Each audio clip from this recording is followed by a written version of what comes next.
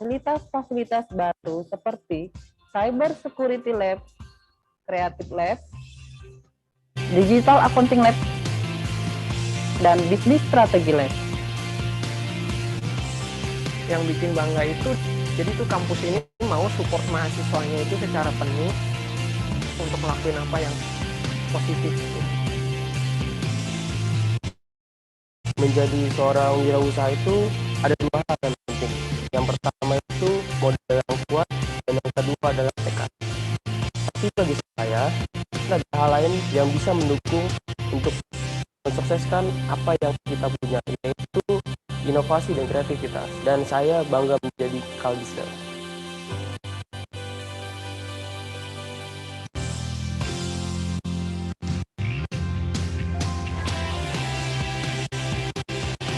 Saya bisa, kamu bisa, kita bisa.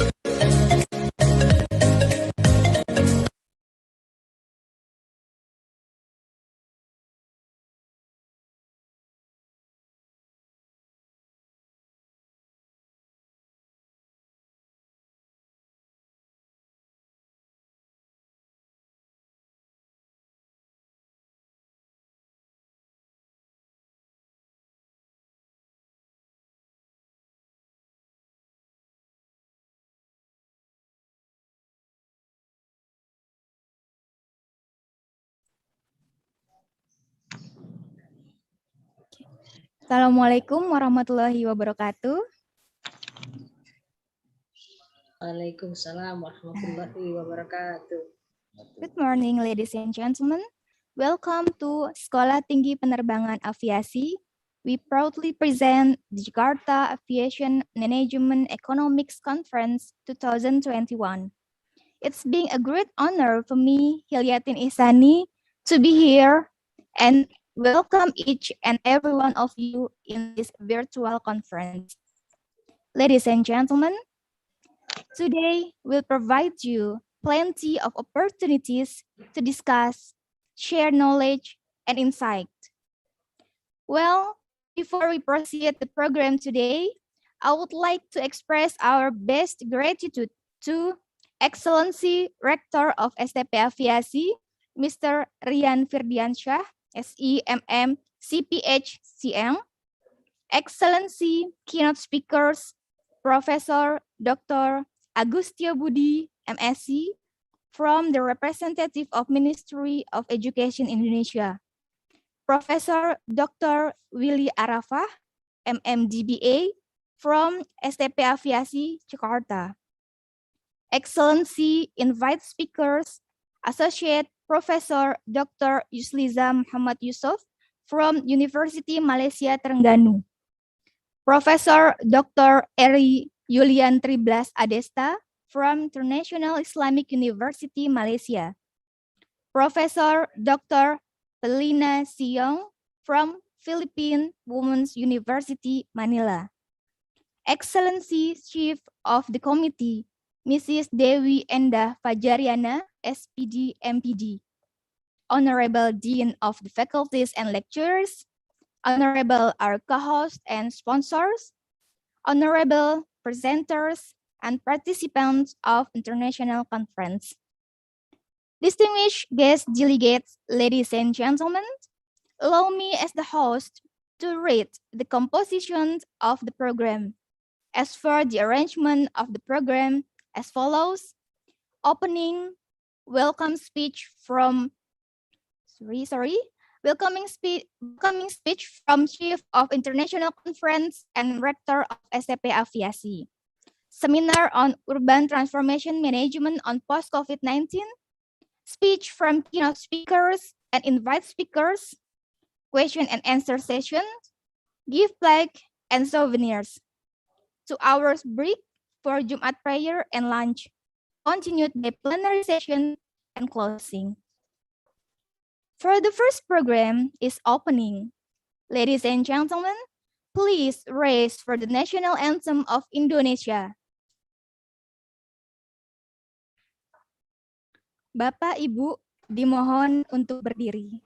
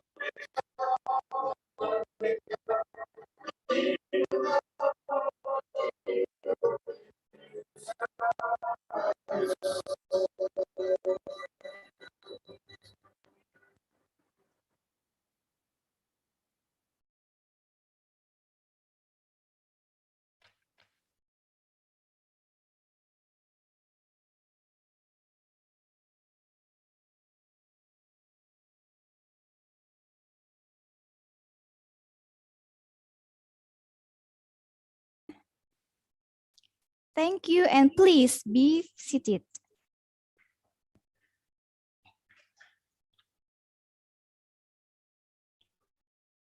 Next is traditional dance performance of Lenggang Nyai from Central Java and Beksan Parisco from Jakarta by students of STP Aviasi. Ladies and gentlemen, please enjoy the performance.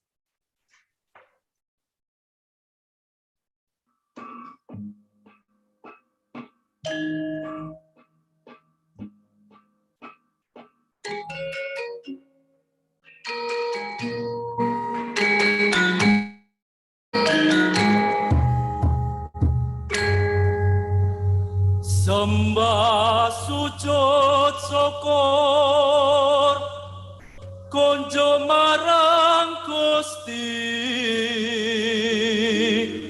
Kang Agung Kang wis paring buka astra marang kita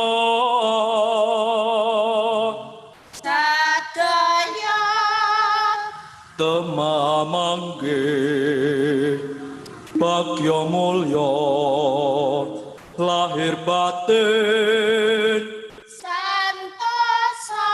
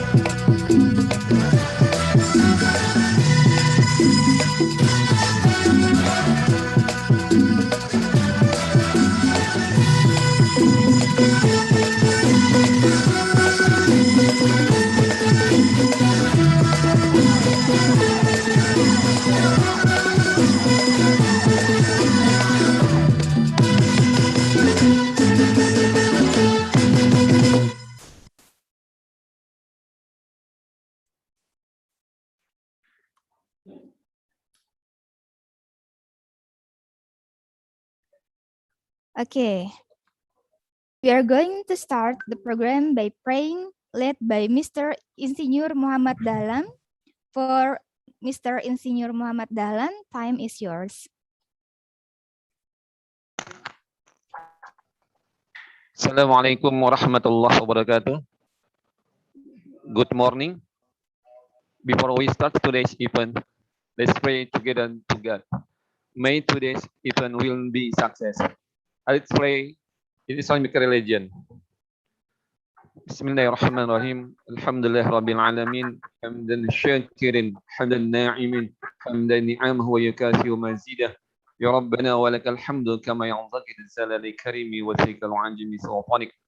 اللهم صل على سيدنا محمد وعلى ال سيدنا محمد اللهم امين اللهم افتح لنا ابواب الخير ابواب البركه ابواب النعمه ابواب القوه ابواب الصحه ابواب السلامه ابواب العافيه ابواب الجنه اللهم لا سهل الا ما جعلته سهلا وانت تجعل الحزن اذا شئت سهلا فبزدني علما وارزقني فهما اللهم ادفع عنا الغلاء والبلاء والوباء والفحشاء والمنكر وشرف محتارس وشدائد والمهن ما ظهر منها وما بطن من بلدنا هذا إندونيسيا خاصة ومن بلدان المسلمين عامة إنك على كل شيء قدير ربنا آتنا في الدنيا حسنة وفي الآخرة حسنة وقنا عذاب النار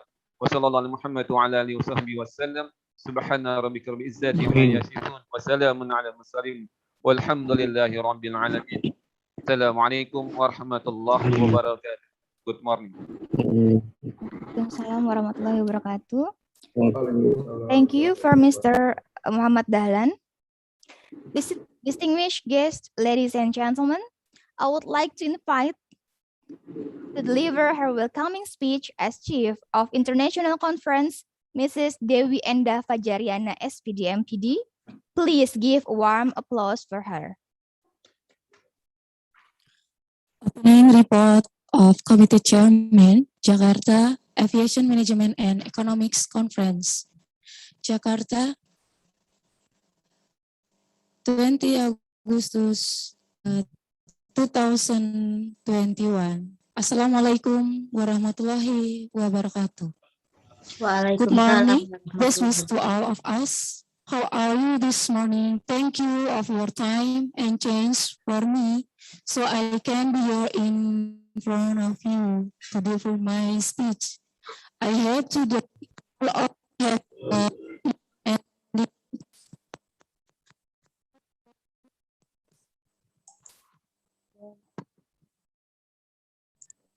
Honorable to the one, Professor Dr. Willy Arafa, M.Ed. DBA, keynote speaker at once the co-founder of Aviasi Indonesia Foundation. 2. Majen TNI Purnawirawan Dr. Suwanto as a chairman of the Aviasi Indonesia Foundation. 3. Dr. Kusniadi MM as Vice Chairman of the Aviasi Indonesia Foundation. 4. Dr. Kandidat Boris Lukman SAMM as a Treasurer of the Aviasi Indonesia Foundation. Priyan Fridansa SSA MM as a Rector STP Aviasi. 6. Profesor Dr. Agus Setia Budi MSc, Country Chief LLDT 3, Jakarta. 7. Profesor Dr. Yuslizah Muhammad Yusuf, keynote speaker from University Malaysia, Terengganu, Malaysia. And 13. Adista, keynote speaker from International Islamic University, Malaysia. 9. Professor Dr. Felina Yong, keynote speaker from Sanbeda Graduate School of Business, Philippines. 10. Co-host Universitas Winaya Mukti, Bandung. 11. Co-host Institut Jakarta. 12. Co-host Tima IMI Jakarta. Sponsorship from a company in Jakarta. Room Coordinator Dr. Yosi Pahala SAMM. Room Coordinator Insinyur Joni Gusmali MM. Room Coordinator Muhammad Faktul Korib SHMM.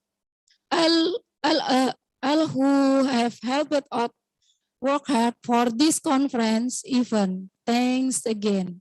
And thank you for Apnus Publisher. Thank you for the chance given to me to speak in front of you. First of all, let us praise the presence of Allah Subhanahu wa Ta'ala for the abundance of His grace and gifts, so that this morning we can get the international conference with the urban transformation management on post-COVID-19. We would like to welcome, appreciate, and thank you for coming to fulfill our invitation to this international conference, even though it is virtual. Ladies and gentlemen, this international conference was held with purpose to be a sort of talk in order to be able to improve the urban transformation on post-COVID-19, to provide enlightenment, sharing, and put forward bright ideas, and also about the implementation of urban transformation management COVID-19 to distribute information about the policies and government regulation regarding to concept of management, economic, business, and entrepreneurship, and will fair contribution to the local economy as well as sharing to best practice experience of several technologies to advance to creative economy in urban transformation on post-COVID-19.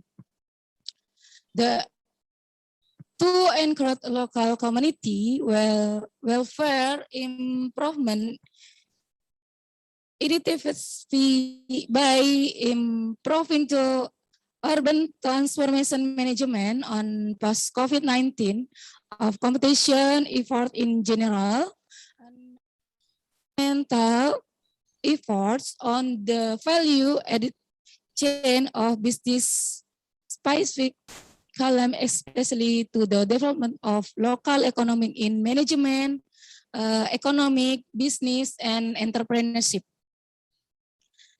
And output, the international conference outcome will be published in full text journal indexed by WAS, Atlantis Press Publisher.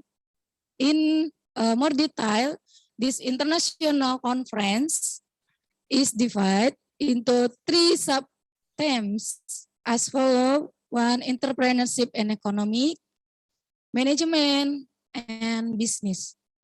The conference material consists of 2 sources, namely the main speaker, who were especially invited expert in their fields, as many 5 speakers, and supporting papers that passed the selection, as many 29 articles from 29 articles researched by the committee, which came from various colleges and university in Indonesia, domestic and overseas. The supporting article have been selected by the selection team and present at a parallel section this afternoon. Around 1,000 participants attended this seminar from various profession and institution. including academic, research, expert, practitioner, sector, and non-government organization. However, I apologize to the implementation of this conference. There are still things that are not pleasing to you, government of the nation. Thank you for your attention. Wabillahi taufiq wa hidayah. Wassalamualaikum warahmatullahi wabarakatuh. Waalaikumsalam warahmatullahi wabarakatuh. Waalaikumsalam. Jakarta, 20 Agustus 2021. Dewi Enda Fajariana. Well, thank you for Mrs. Dewi Enda Fajariana, SPD MPD, for the welcoming speech. Ladies and gentlemen, we beg your pardon for the problem technical error. So, it is now our deep pleasure to introduce Director of STP Aviasi, His Excellency Mr. Rian Firdiansyah, SEMM CPH CM, to deliver his welcoming speech and afterwards to officially open Jakarta Aviation Management Economics Conference 2021. Ladies and gentlemen, this is Director of STP Aviasi. Please give a warm applause. Thank you very much for Mr. Ceremony. Bismillahirrahmanirrahim. Good morning. Stay healthy. Alhamdulillahirrabbilalamin. Hamdan kasiran mubarakafik. Yuhibul yardo. There to all. Chief of Lembaga Layanan Chief of Lembaga Layanan Pendidikan Tinggi Wilayah 3, all leader in Aviation Foundation, all leader and staff STP Aviation, Head of Lembaga, Rector of Vinaya Mukti University, Rector of Kelbis Institute, Chief of Team AIMI, Abnus Pulbesler, Jamek Speaker and Moderator, Participant of Jamek International Conference, Jamek Organizing Committee. Ladies and gentlemen and guests who I respect, let's say thanksgiving to Allah Subhanahu wa Ta'ala, the Lord of the universe, even church, in the minds of a pandemic like now, we are still given the blessing and the opportunity to gather an international conference this morning in a healthy state. We welcome all participants of the international conference who attended virtually in this morning. Today's conference organizer take the theme of urban transformation management on post-COVID-19. As one of the pivot campus in Indonesia, Sekolah Tinggi Penerbangan Aviasi take an active role in the development of science knowledge, especially in aviation management. Throughout in 2021, Jakarta Aviation Management Economic Conference, which was held in the beloved national capital. So we provide opportunities for all participants to advance this nation thoughts, ideas in terms of research in the form of publication, which will later be published in various international indexation journal. At this conference, there will be a lot of new knowledge and insight that we will get from the resource persons. We hope that this event will be able to strengthen cooperation and networking between researchers, participants, and institutions. Dear audience, it's been a year and a half. The world has been hit by the COVID-19 pandemic. Don't feel foundation, even 1 year in running at Sekolah Tinggi Penerbangan Aviasi. There are many activities and daily habits that must be changed for the sake of safety and the common good. Even though there are many activities at home, but all must maintain productivity beside maintaining health, not because of work from home. Instead, we do nothing. Jakarta Aviation Management Economic Conference on August 20, 2021, I declare officially is opened.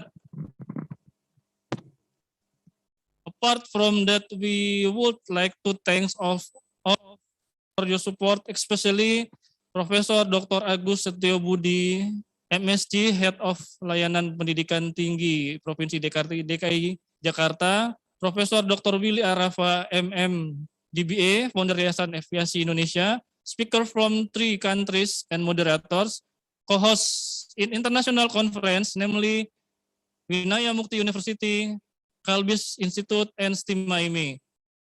Number 5, seminar participant, talent training, and call for papers. Finally, if there are shortcomings in the organization of this international conference, we apologize if in the morning until the end of the implementation they are shortcoming and we are not perfect. Jakarta, August 20, 2021. Chief of Sekolah Tinggi Penerbangan Aviasi, Rian Firdiansyah Suryawan. Thank you very much. Wassalamualaikum warahmatullahi wabarakatuh. Waalaikumsalam warahmatullahi wabarakatuh.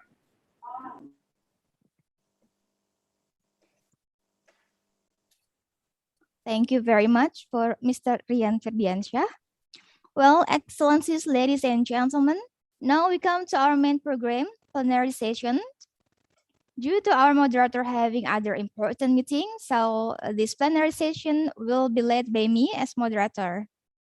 Well, before going to the speech from the speaker, allow me to inform you the procedure. The speakers are given 20 to 30 minutes to deliver their speech. While the speakers delivering the material, participants are not allowed to interrupt. Question and answer will be opened after all the speakers have delivered the speech. And please kindly ensure that your microphone is mute. Well, ladies and gentlemen, our first speaker is Professor Dr. Agus Setio Budi, MSc. He is a professor from LLDT 3 area in Jakarta. Due to the other important meeting from the government, for that reason, he will deliver his speech through the video.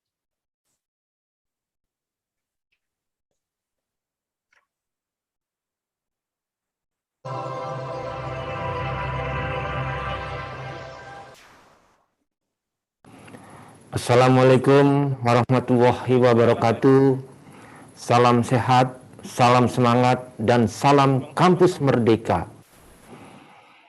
Waalaikumsalam. Yang saya hormati Bapak Rian Firdiansyah, MN, STP Aviasi, Ibu Dewi Endah, MPD, Ketua Jamek 2021, para pembicara, tamu undangan, dan hadirin yang berbahagia. Puji dan syukur kita panjatkan kehadirat Allah SWT atas limpahan rahmat dan hidayahnya, kita dapat berkumpul dalam Jakarta Aviation Management and Economics Conference pada hari ini, Jumat 20 Agustus 2021. Dengan keadaan sehat walafiat, walaupun kita masih dalam situasi pandemi.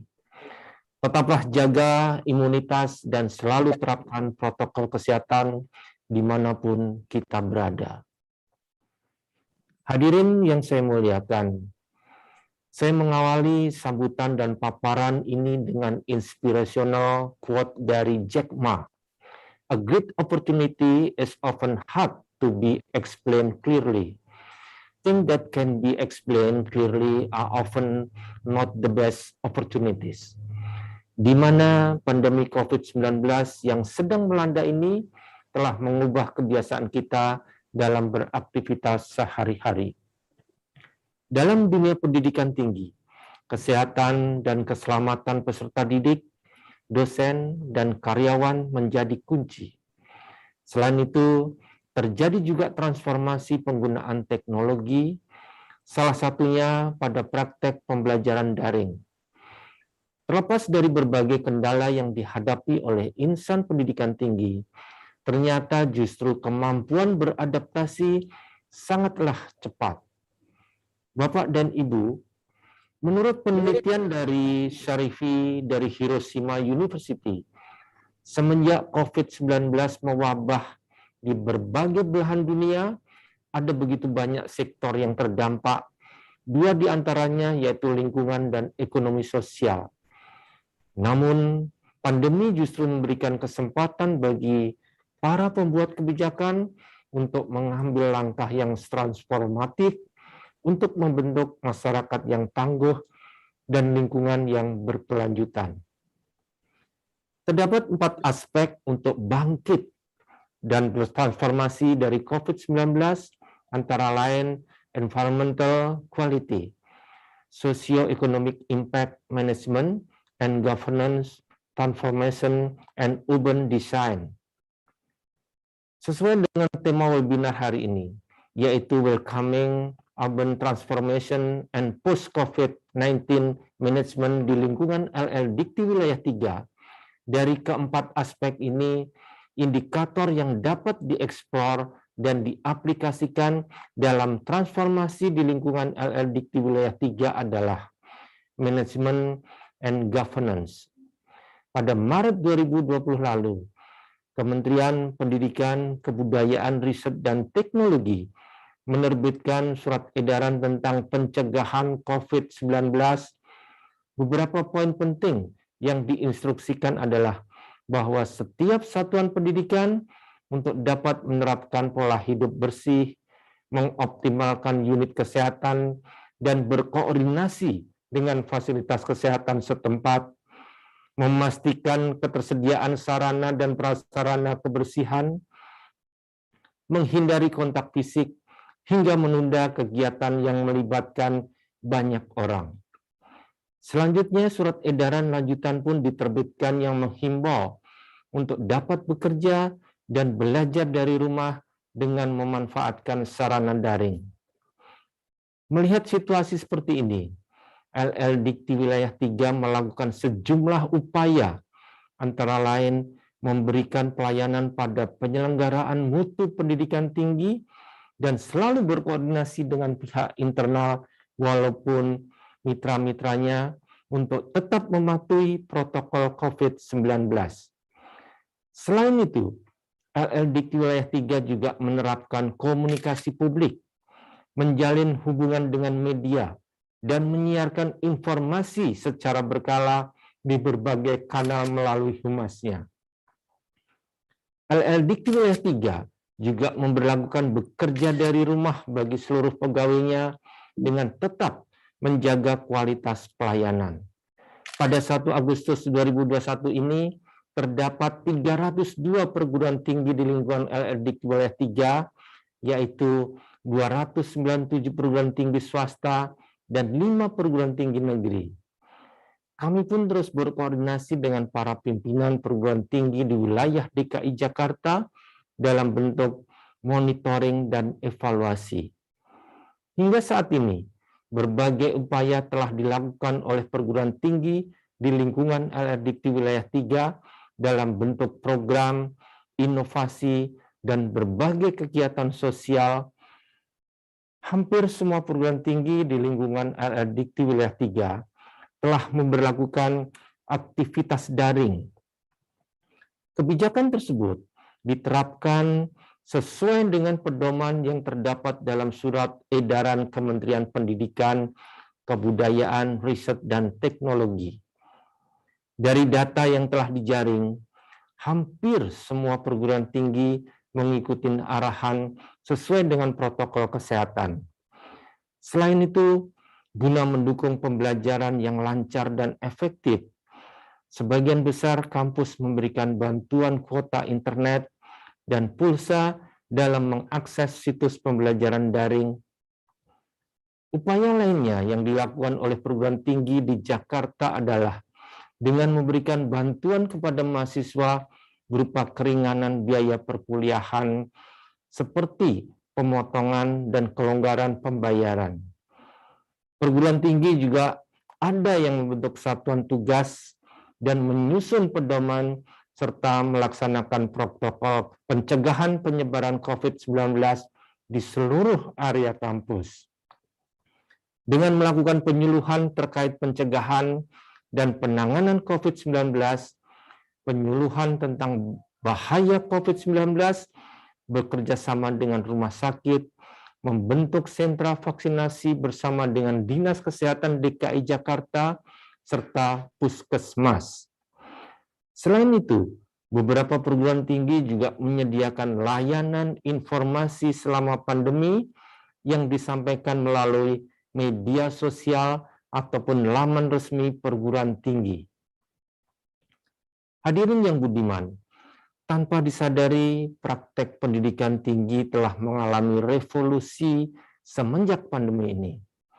Pembelajaran daring malah justru mendorong kemampuan mahasiswa menjadi independent learner, di mana kecakapan ini menjadi sebuah kompetensi esensial yang perlu dimiliki terutama pada abad ke-21.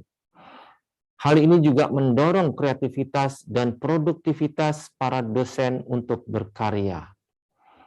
Hal ini terbukti dari berbagai produk-produk inovasi yang dihasilkan dari perguruan tinggi di LL Dikti Wilayah 3. Mengakhiri sambutan dan paparan ini, atas nama Lembaga Layanan Pendidikan Tinggi Wilayah 3, Kementerian Pendidikan, Kebudayaan, Riset, dan Teknologi, mengucapkan terima kasih dan apresiasi untuk STP Aviasi atas diselenggarakannya Jamek 2021.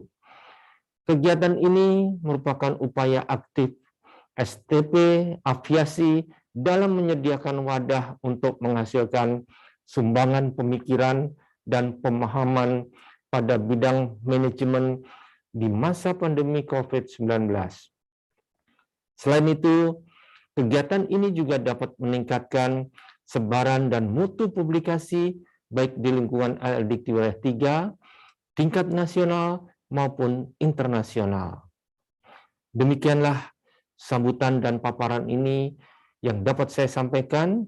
Semoga kita semua dapat manfaat yang sebanyak-banyaknya dari kegiatan ini. Wabillahi taufiq wal hidayah. Wassalamualaikum warahmatullahi wabarakatuh.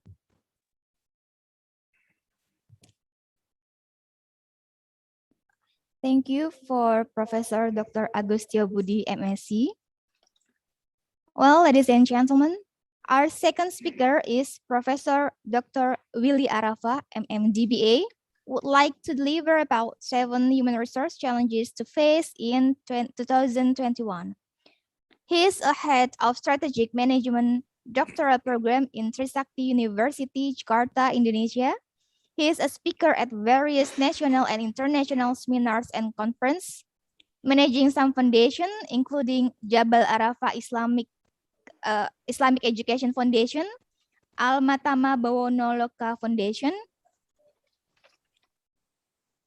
Indonesian Aviation Foundation, Mitra Buana Indonesia Education Foundation. For Professor Dr. Willy, time is yours.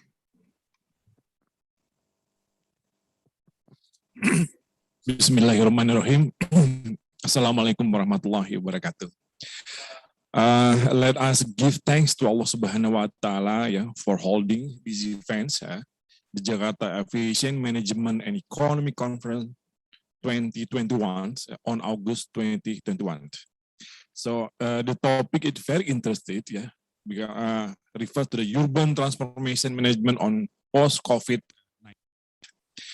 So first of all, I would like to say thank you very much to the Indonesian Aviation Foundations, all the members that I cannot be mentioned one by one, that already give the support, past, current, and the future for the sustainability of STP Aviation, that contribute to the education in Indonesia atmosphere.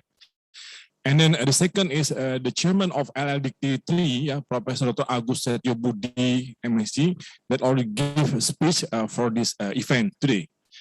And then the third of head of STP Aviasi, Bapak Dr. Candidate Rian Febiansah, SAMM.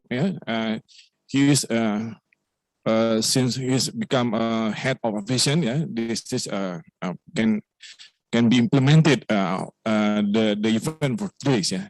And then the fourth is the chairman of JMEC 2021 is Ibu Dewi Indah Pendidikan, Magister Pendidikan. And then the entire committee involved these events, both lecturers, employee, and the student, that full support for this event this morning. And then the all speakers who have been invited to the events, the first the speaker, Professor Dr. Yusliza Yusuf from Malaysia, and the second one is Professor Dr. Eri Yulian Triblas Adesta also from Malaysia. And then the last one is the speaker from the Philippines. She's also my teacher when I was studying in Philippines, Professor Dr. Felian Yang.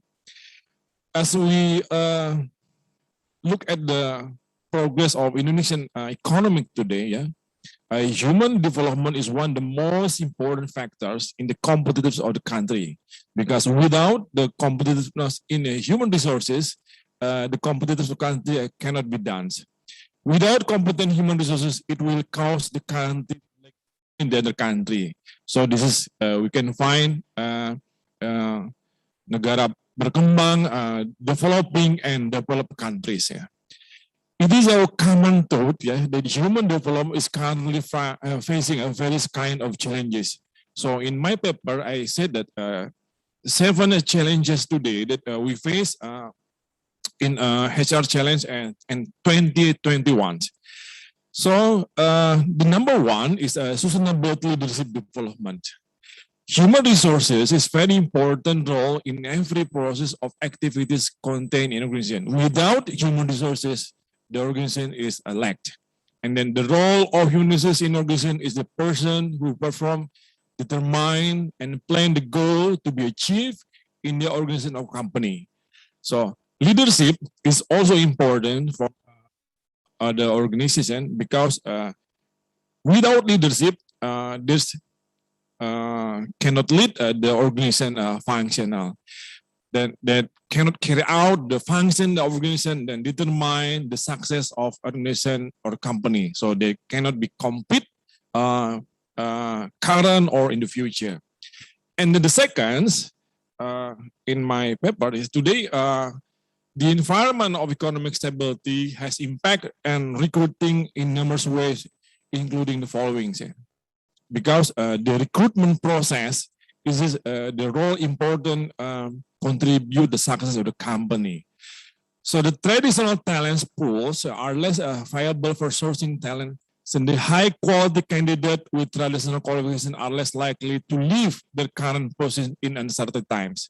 The pandemic also create the employee have and then they have to rethink how the best to get work done and what skill their employee will need to adapt to this new context since the pandemic 19. Also, the post-pandemic 19, it can be changed the climate of the work environment and then the adjust of the skill needs. And then the candidate, when they recruit the employee in an organization, is respond to the pandemic. You have looking for the company treat the employee during the times. And then the third, also we face a challenge in the future, reimaging the post-pandemic workforce, because we now work from home, work from office, 50% work from home, and then 50% work from office. And then we use the internet connection for meeting, for lecturing or the other activity, so we can connecting one from one office to the other office, and then from one institution to the other institution around the world.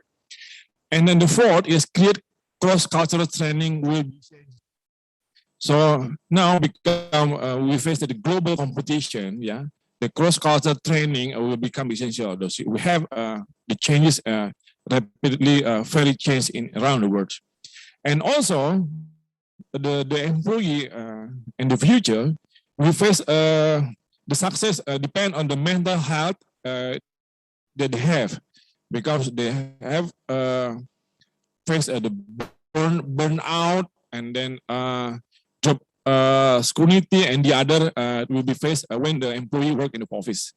And then remote work will change law and regulation because the government also now, since the pandemic in Indonesia 1 years ago, yeah, the government make a new regulation for the office and then for the mall, department store, and other social activity.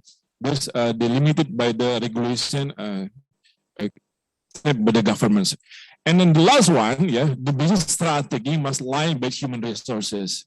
So this is the phase of challenge in the future. So we have to solve the problem because it is redundant.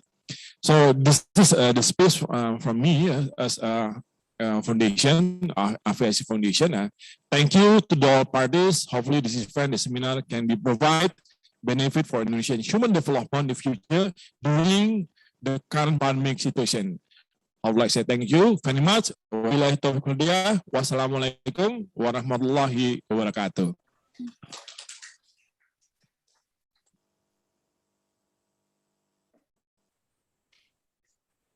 Thank you, Professor Dr. Willy Arafa, MMGBA from STP Aviasi. Well, distinguished guests, ladies and gentlemen, now we are going to the invite speakers.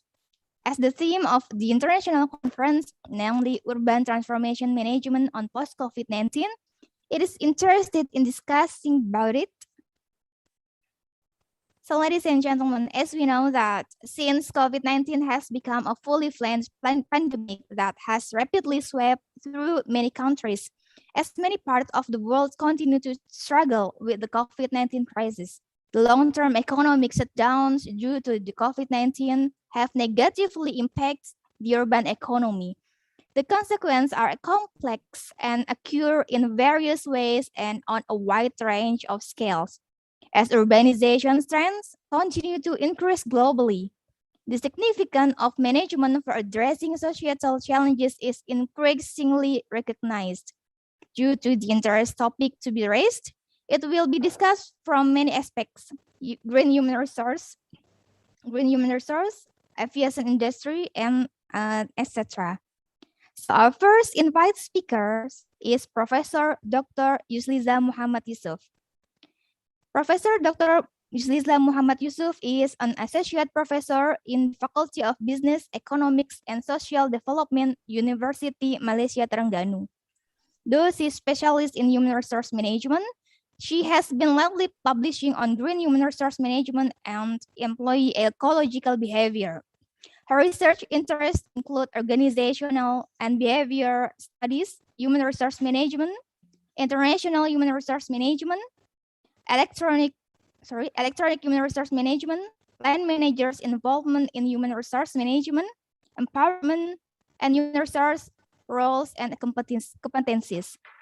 She is the author and co-author of more than 100 articles with an H index of 12 in Scopus and an H index of 11 in Web of Science core collection. She has published 42 papers in Scopus or WAS Index journals and 12 articles in Scopus or WAS Index conference proceedings. Also, she has published 39 articles in non-Scopus or WAS Index journals, 81 articles in conference proceedings, and 6 book chapters. She is a master's practitioner awarded by the International Association of Coaching and Certified Professional Coach, awarded by Team Coach International. She is a member of the International Association of Coaching, the Malaysia Institute of Management, the Malaysian Institute of Human Resource Management, and the British Academy of Management. With all of our honor, please welcome Professor Dr. Yusliza Muhammad Yusuf with her Green Human Resource Management and the COVID-19 Crisis speech. For Professor Dr. Yusliza, time is yours. So for the operator, could you please make Professor Dr. Yusliza as co-host? Ready? Okay. Okay, time is yours, Professor.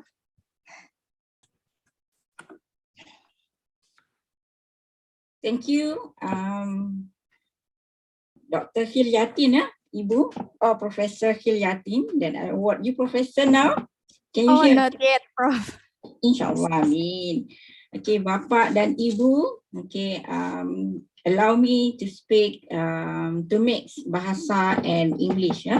Okay, Assalamualaikum warahmatullahi wabarakatuh and good morning. Okay, it is an honor for me to join all of you at this Jakarta Aviation Management Economic Conference 2021. Okay, first and foremost, let me express my sincere and heartfelt gratitude and thanks to the organizing committee of the conference. Today is actually marks my significant day for me as well as for this conference. I would like to extend my sincerest congratulations to Sekolah Tinggi Penerbangan Aviasi convening this conference and asking me to speak on this topic, green human resource management and the COVID-19 crisis. Okay, I'm from the Faculty of Business, Economics and Social Development, University Malaysia, Terengganu. Okay, thank you, Ibu Chairperson just now that already introduced my area of interest. So I'm happy to work, to collaborate with all of you here today. All right, as an introduction, as you can see in front of you, COVID-19. So here's some of the information that I would like to share, statistic from Malaysia, and maybe about the same in Indonesia. Okay, COVID-19 is actually unprecedented health crisis that already mentioned by previous speaker just now, that has strongly shaken the whole world with the small virus, even we cannot see in our eyes, plugging it into great fear and uncertainty. It has heavily impacted economies, societies, employees, and organizations, and in fact, our family. Okay, overnight, you can see life was interrupted worldwide. Okay, it impact, as you can see here, the statistic from Malaysia, from Department of Statistics. So it can, how it impact employee as well as the employer. Later I will share with you this slide to all the participants. So I'm not going to go through one by one, the numbers that show in front of you. Okay, overnight life was interrupted worldwide. Okay, forcing instantaneous shift in how we exist. If there ever a time that says bad news sells. So maybe some of you keep asking, what does it mean by that statement? Bad news sell, that is it. Okay. So now it also impacted on civil aviation. I got the statistic from OECD. Okay, maybe some of you are already aware what happened to the aviation industry, that I would like to share some of the statistics here. Okay, here what is the revenue for airports, airline revenue per kilometer, and etc. So this is some of the scary statistic, but we need to life must goes on.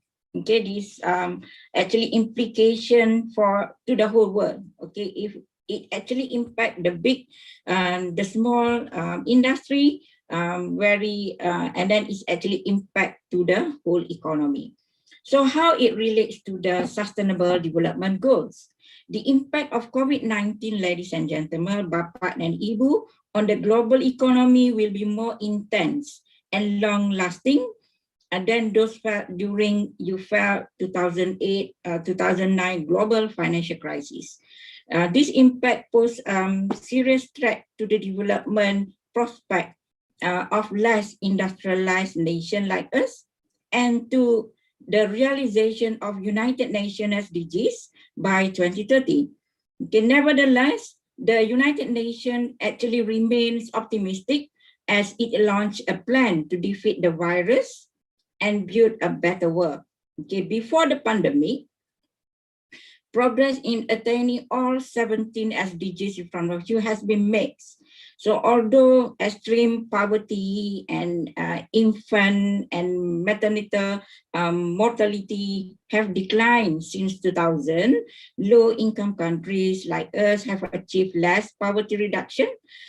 And this progress came at the expense of other important goals is actually 5 environmental impact. As you can see here, SDGs 11 until 15. Okay, COVID-19 hits developing countries particularly hard, but we have to survive. In order to gain more economic skills.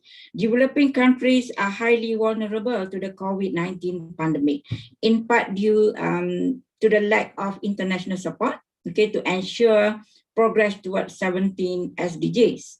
Although global carbon dioxide emission has fallen sharply during the pandemic, the trend in recent years has been rising.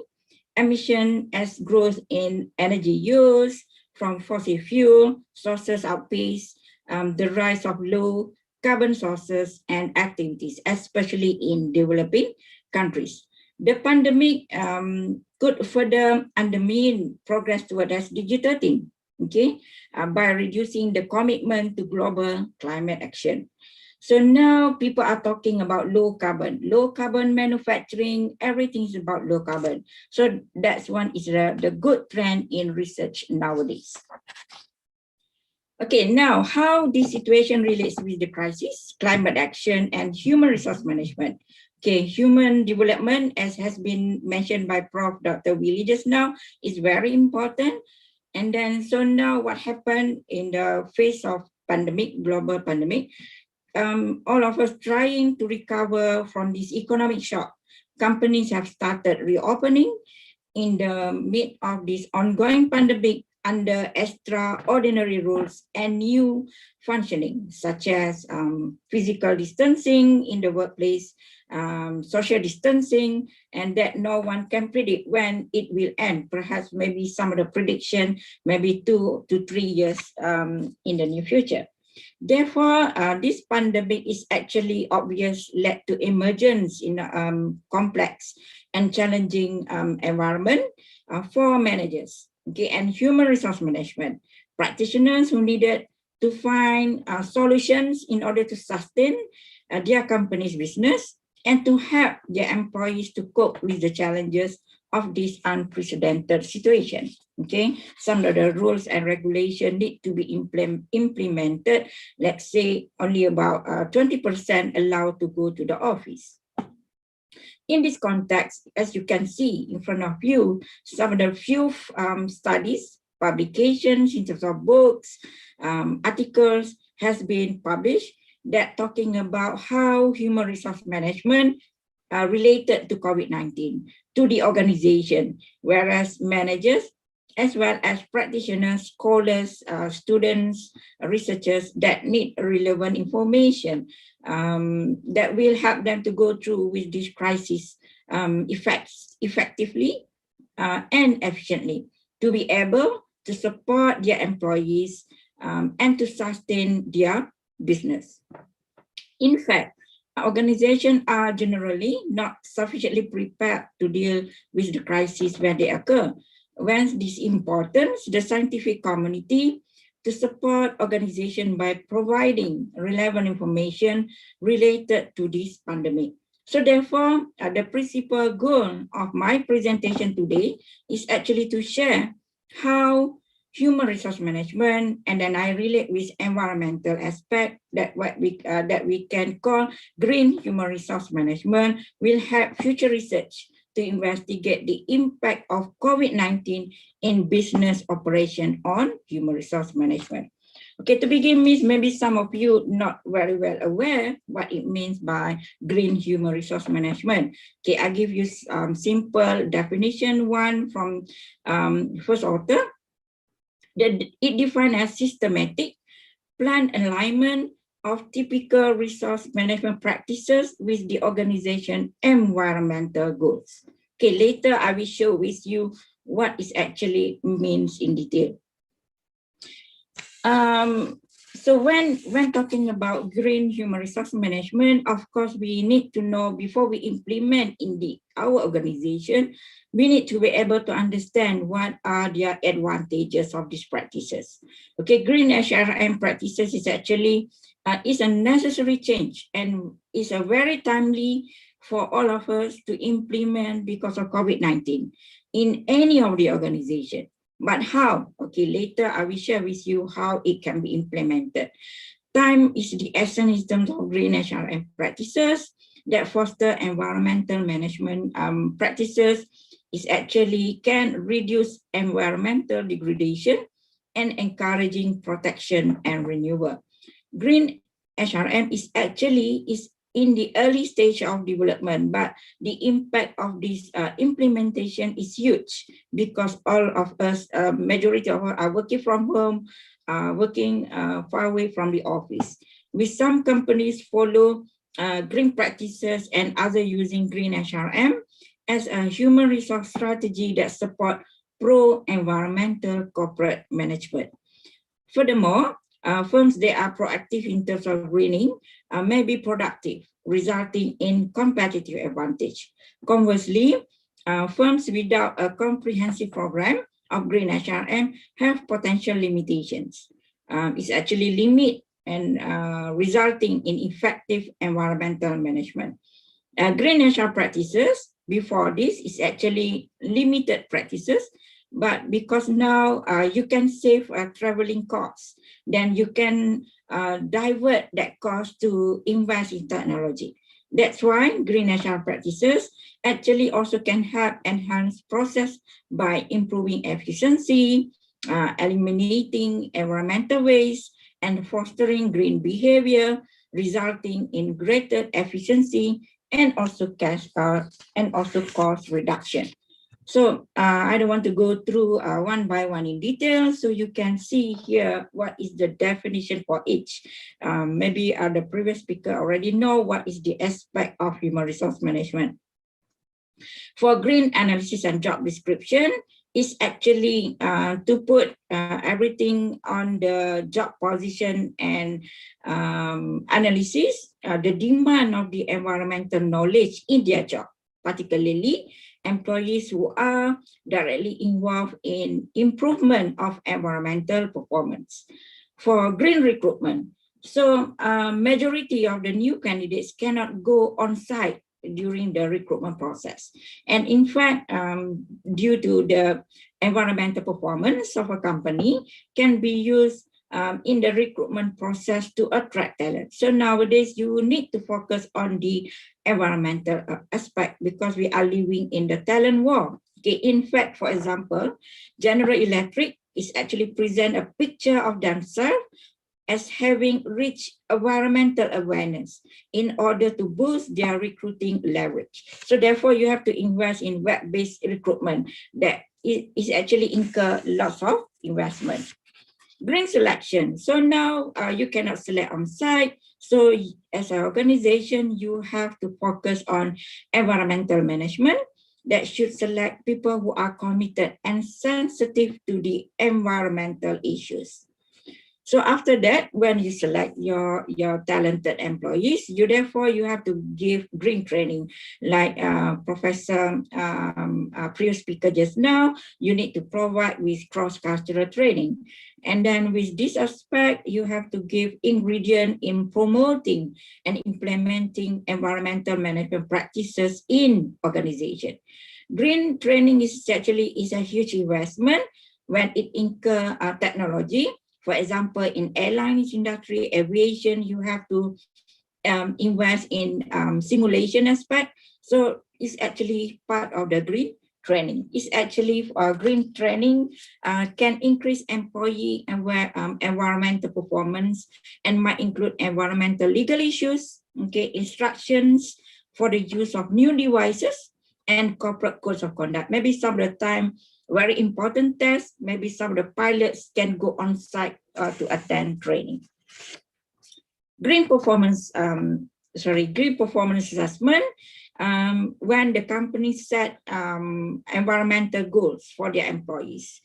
all right, in order to contribute to environmental management as one of the criteria in the performance assessment program. Okay.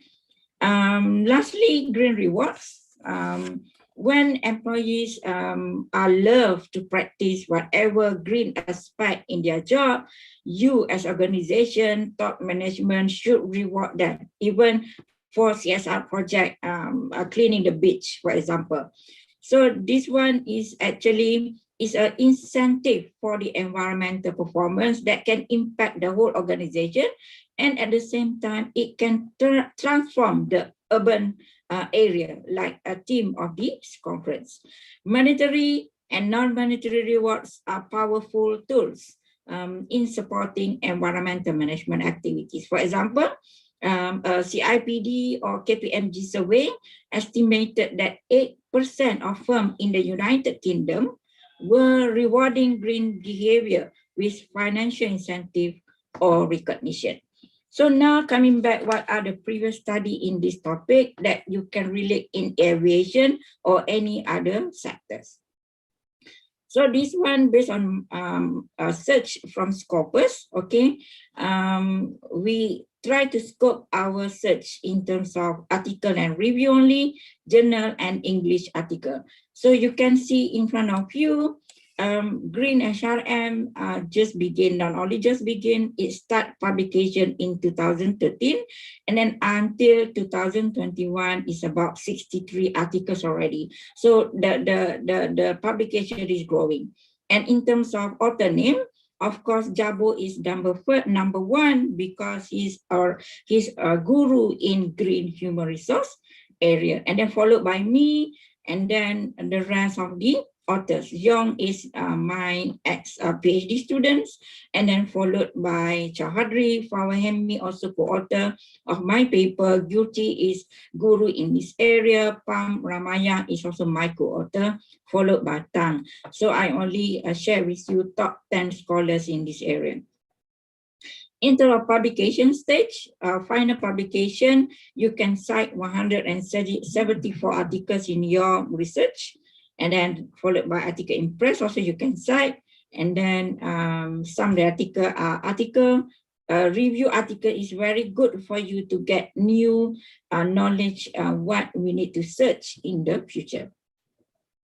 Okay, in fact, when talking about publication, this is the journal that you should target to maintain the quality of your publication. The top contributing journal is Journal of Cleaner Production, followed with the rest of the articles I publish in JCP and also Business Strategy and Development and several others in this area. Okay, and then followed by you can cite this paper in your article writing.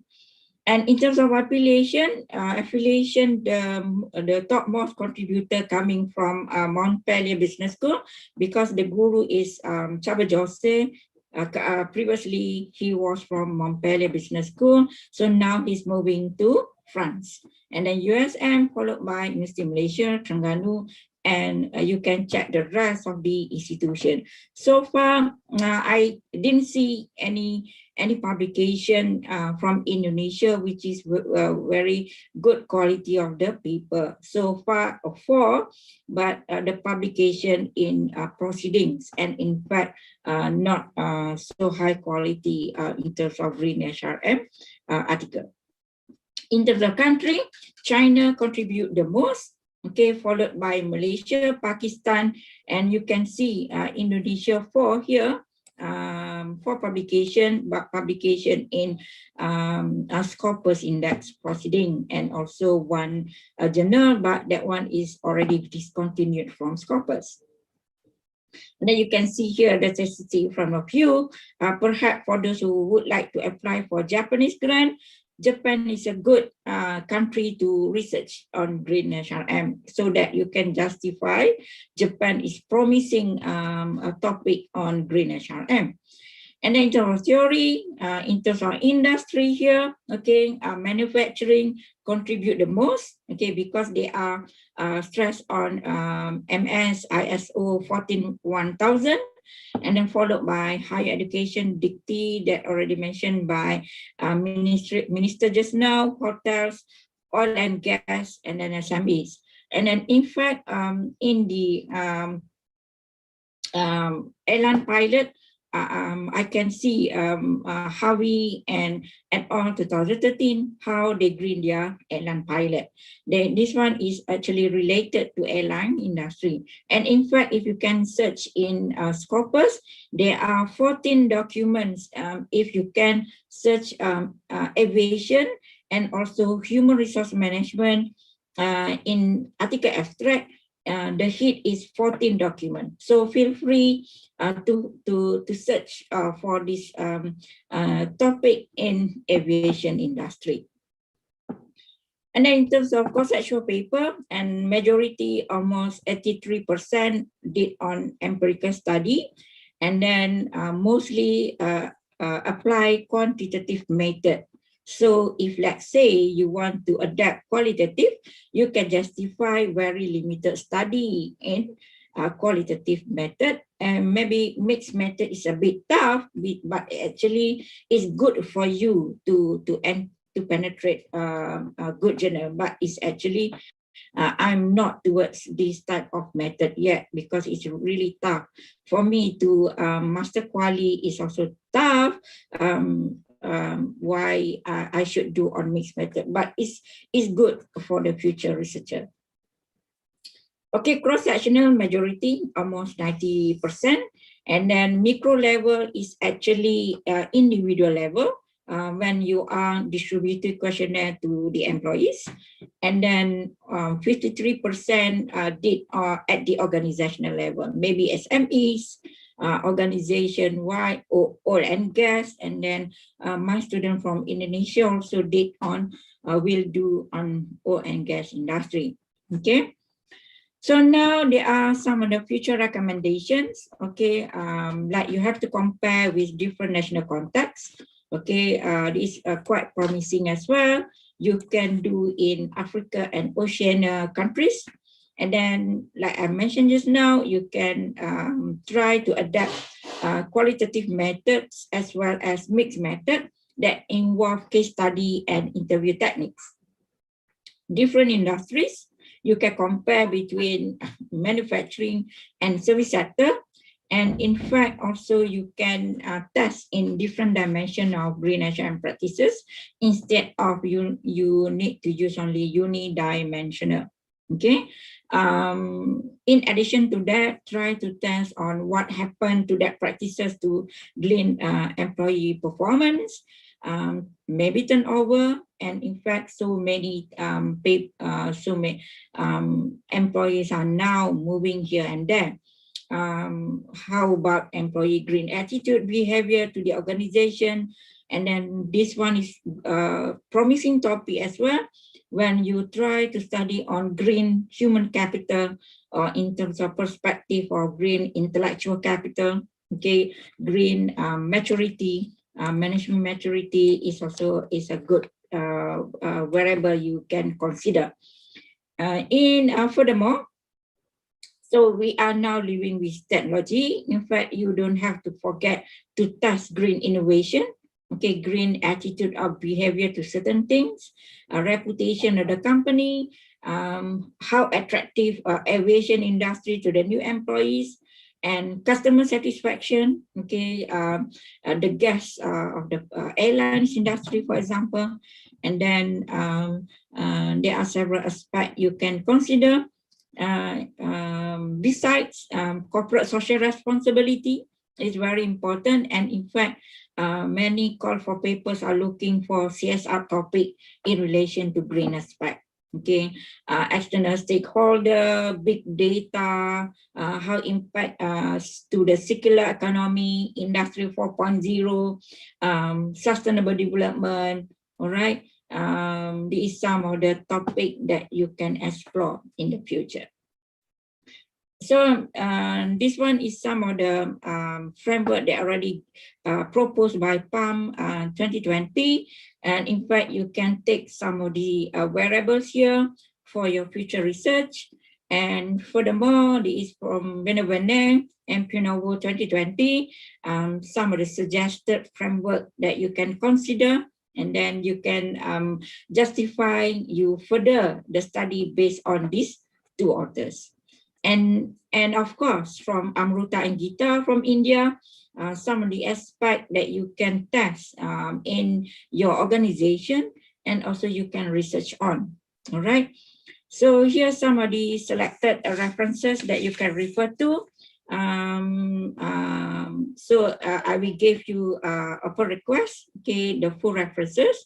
Last but not least, this synopsis is actually should provide a solid basis for advancing research in these domains, particularly on green management. Before I end, I would like to thanks again to the organizing committee for inviting me as an invited speaker for this conference.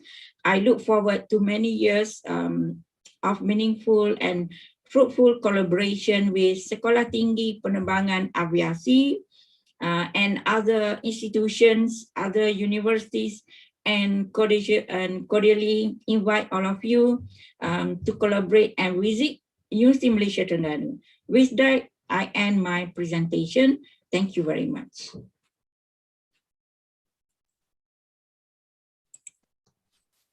Thank you very much for Professor Dr. Yusliza for your speech.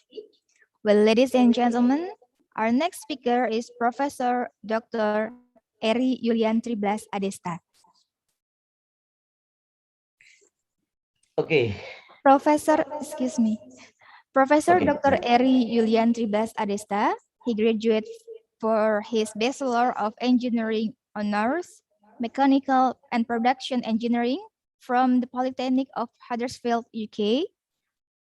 So graduate for Master of Science Engineering, Integrated Manufacturing System from the University of Birmingham, UK, and a graduate for Doctor of Philosophy, Manufacturing System Engineering from the University of Huddersfield, UK. And he is a professor and head Faculty of Engineering, International Islamic University, Malaysia, with an H index 9 in Scopus and an H index 5 in WAS. He was a reviewer for competitive grants in Kemendikbud, Republic of Indonesia. He also was an assessor for National Accreditation Board, Higher Education, and lead auditor for ISO 9001 Quality Management System, World Quality Assurance in UK.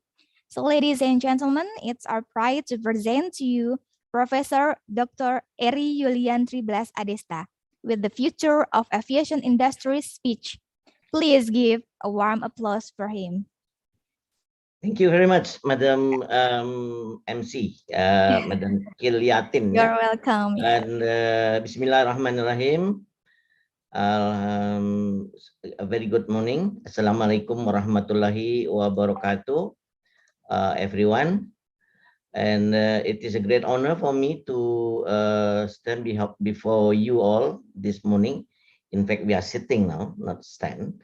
And for the committee from Jakarta, correct me again if I have it wrong, Jakarta Aviation Management and Economics Conference, JAMEC 2021, and also the host this morning is the Sekolah Tinggi Penerbangan Indonesia Aviasi, and I think the topic that to be delivered, it may not be the one that I will be taking you into, because since I when I received this invitation, I have no idea about the topic, but I know that the host inviting me is from SDPI.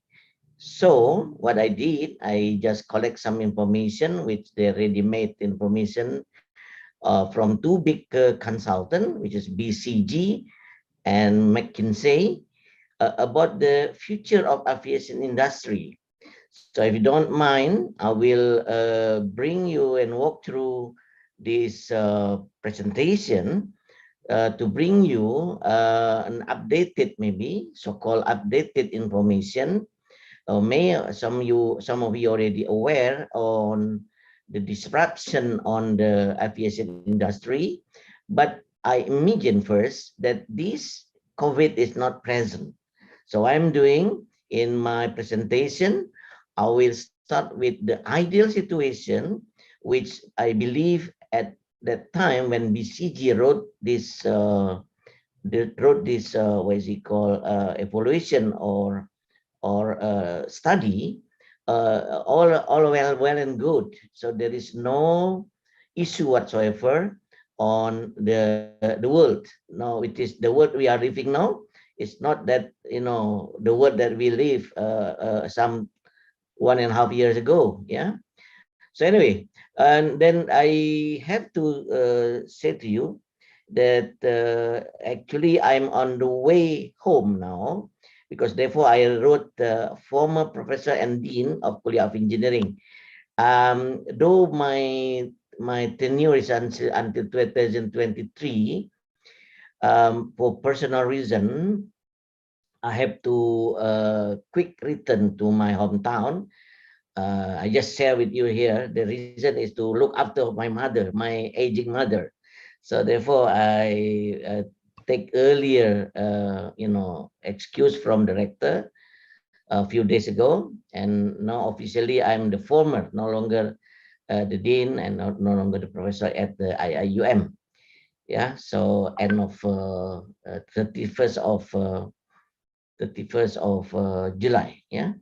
So I'm now packing up to go back to my hometown in a city called Palembang in Sumatra Island. Okay, so let me start the presentation. If you can see my slides. Can you see my slide? I hope there should be no problem, right? Madam Chairman, can you confirm? Yes, it's clearly. Okay, good. All right. So therefore, I adopted from NTS and McKinsey company. It's here. Let us start with I said earlier that world are very nice. You know, air transportation is growing increasingly accessible. Bigger and bigger. If you see our island industry at that time, is really go up to the sky at the time. Yeah, before COVID. But in 2020, according to the statistic, it was down by, originally it was around about 328 billion, which is only 45. It was a 45 or 40% down compared to previous year, which is 2019. And for your information, if you haven't known about this yet, it actually employs around about 65 million workers globally, this industry. And this can create include the jobs that being indirect suppliers to the aviation industry, such as the part manufacturers, maybe the catering industry, and so on and so forth. So this industry is a huge, gigantic industry actually. So therefore, when we look into detail, it's said by IATA, air travel at the time, it was predicted that air travel worldwide will double to 8.2 billion travelers in 2037, which is some 15, is it 15 years from now? So if you look at carefully, this aviation industry need to focus on how to continue to meet the demands while adhering to increasing safety, number one, and environmental regulation, as well as to battling geopolitical turbulence. Yeah.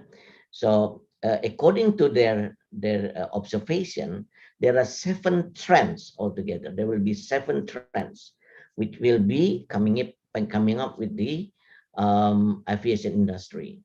So the airline in this case, the airline industry is experiencing shift from the current one to the future trends that the airlines must leverage to stay competitive and to maintain safety and to improve efficiency. The three main elements there to be survive, to be successful in this business.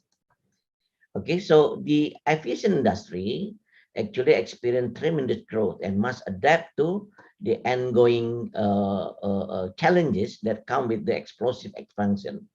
So the trend may be including the airline business models. If you look into conventional model of conventional business model of airlines, normally they will be very slow, very difficult to move, yeah, and also the customer satisfaction, and of course the job markets.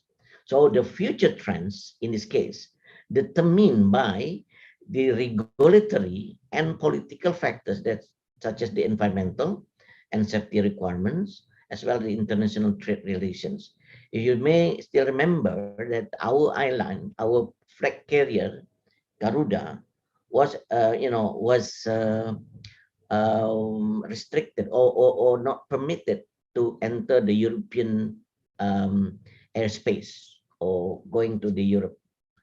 Now it's slowly been lifted up, but it is so serious so that even the flag carrier of a country as big as Indonesia can be banned, yeah, from this country that who actually think that this airline is not safe enough to travel or to fly into their country or group of country. Okay.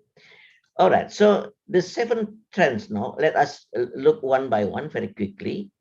The number 1 is the surface of niche markets. So if you look into this niche of market, we can actually strategically diversifying the traditional business model, which then allow the airlines to satisfy passengers, capitalize on international trade, and serve the potential niche markets that are currently underserved.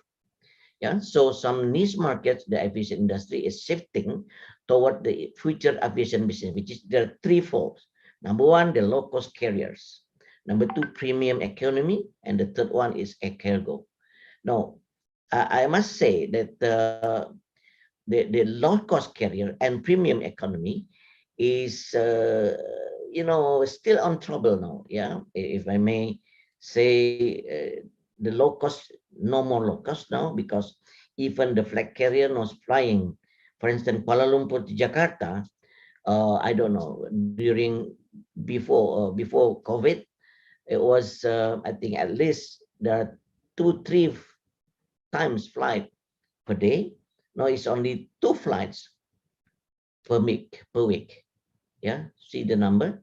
And if you count AirAsia, for instance, or other airline from a low-cost group, it's no more flight. Because in my hometown, there is a direct flight from KL to Palembang. Yeah, so it's a very much affected. But the air cargo is prosperous because the air cargo now become prima donna, become very much leading in the market. Yeah, so no wonder that you can see that actually the passenger carrier aircraft are bringing up the parcel and everything inside the cabin. Yeah, I've seen the photograph of that kind of what is it called, business. Yeah, where the passenger or commercial airline bringing some of the cargo inside the cabin. Okay, this is actually the scatter area of what we call as the low-cost carrier global seat capacity. But I don't want to go in detail on this. What I'm saying is the low-cost carriers are predicted to expand is the sheer volume of low-cost airline companies and the selection of routes. And also, if you know, the business expert said the long-haul one of LCC options will increase in the future. So Lion Air, for instance, will be looking into that kind of. Lion is being one of the largest, low cost in Indonesia. So therefore, I'm sure that if there's no COVID, then maybe he or this airline already been flying to all over the world. Yeah, but this is actually what happened to the low-cost carrier now. The premium economy, of course, this is just the jargon, a little bit convenient for the consumer to increasingly seeking for middle ground option in between business class and the economy with some extra perks in the additional fee. So this trend will likely expand further, within the long haul, because how can you imagine if you have to fly, for instance, 5 hours, fly without anything, have to buy everything on board, then it's not very convenient. Now let us see the air cargo.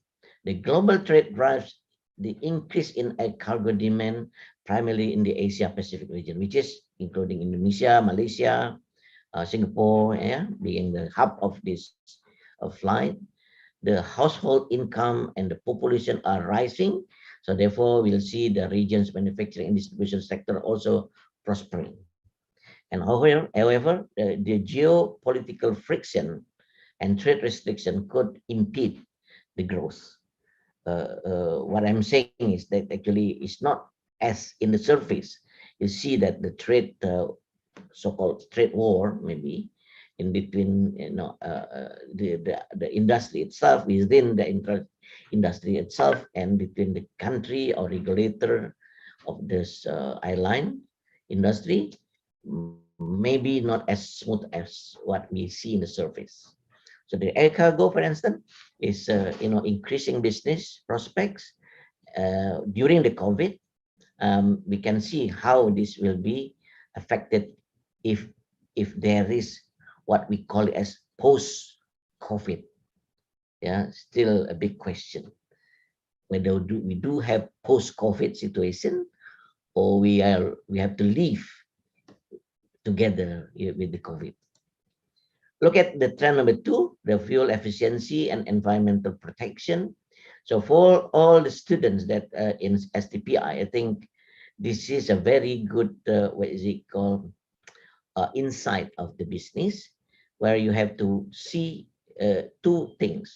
Number 1 is the fuel efficiency, 2 is the environmental protection at the same time. So, if you are talking about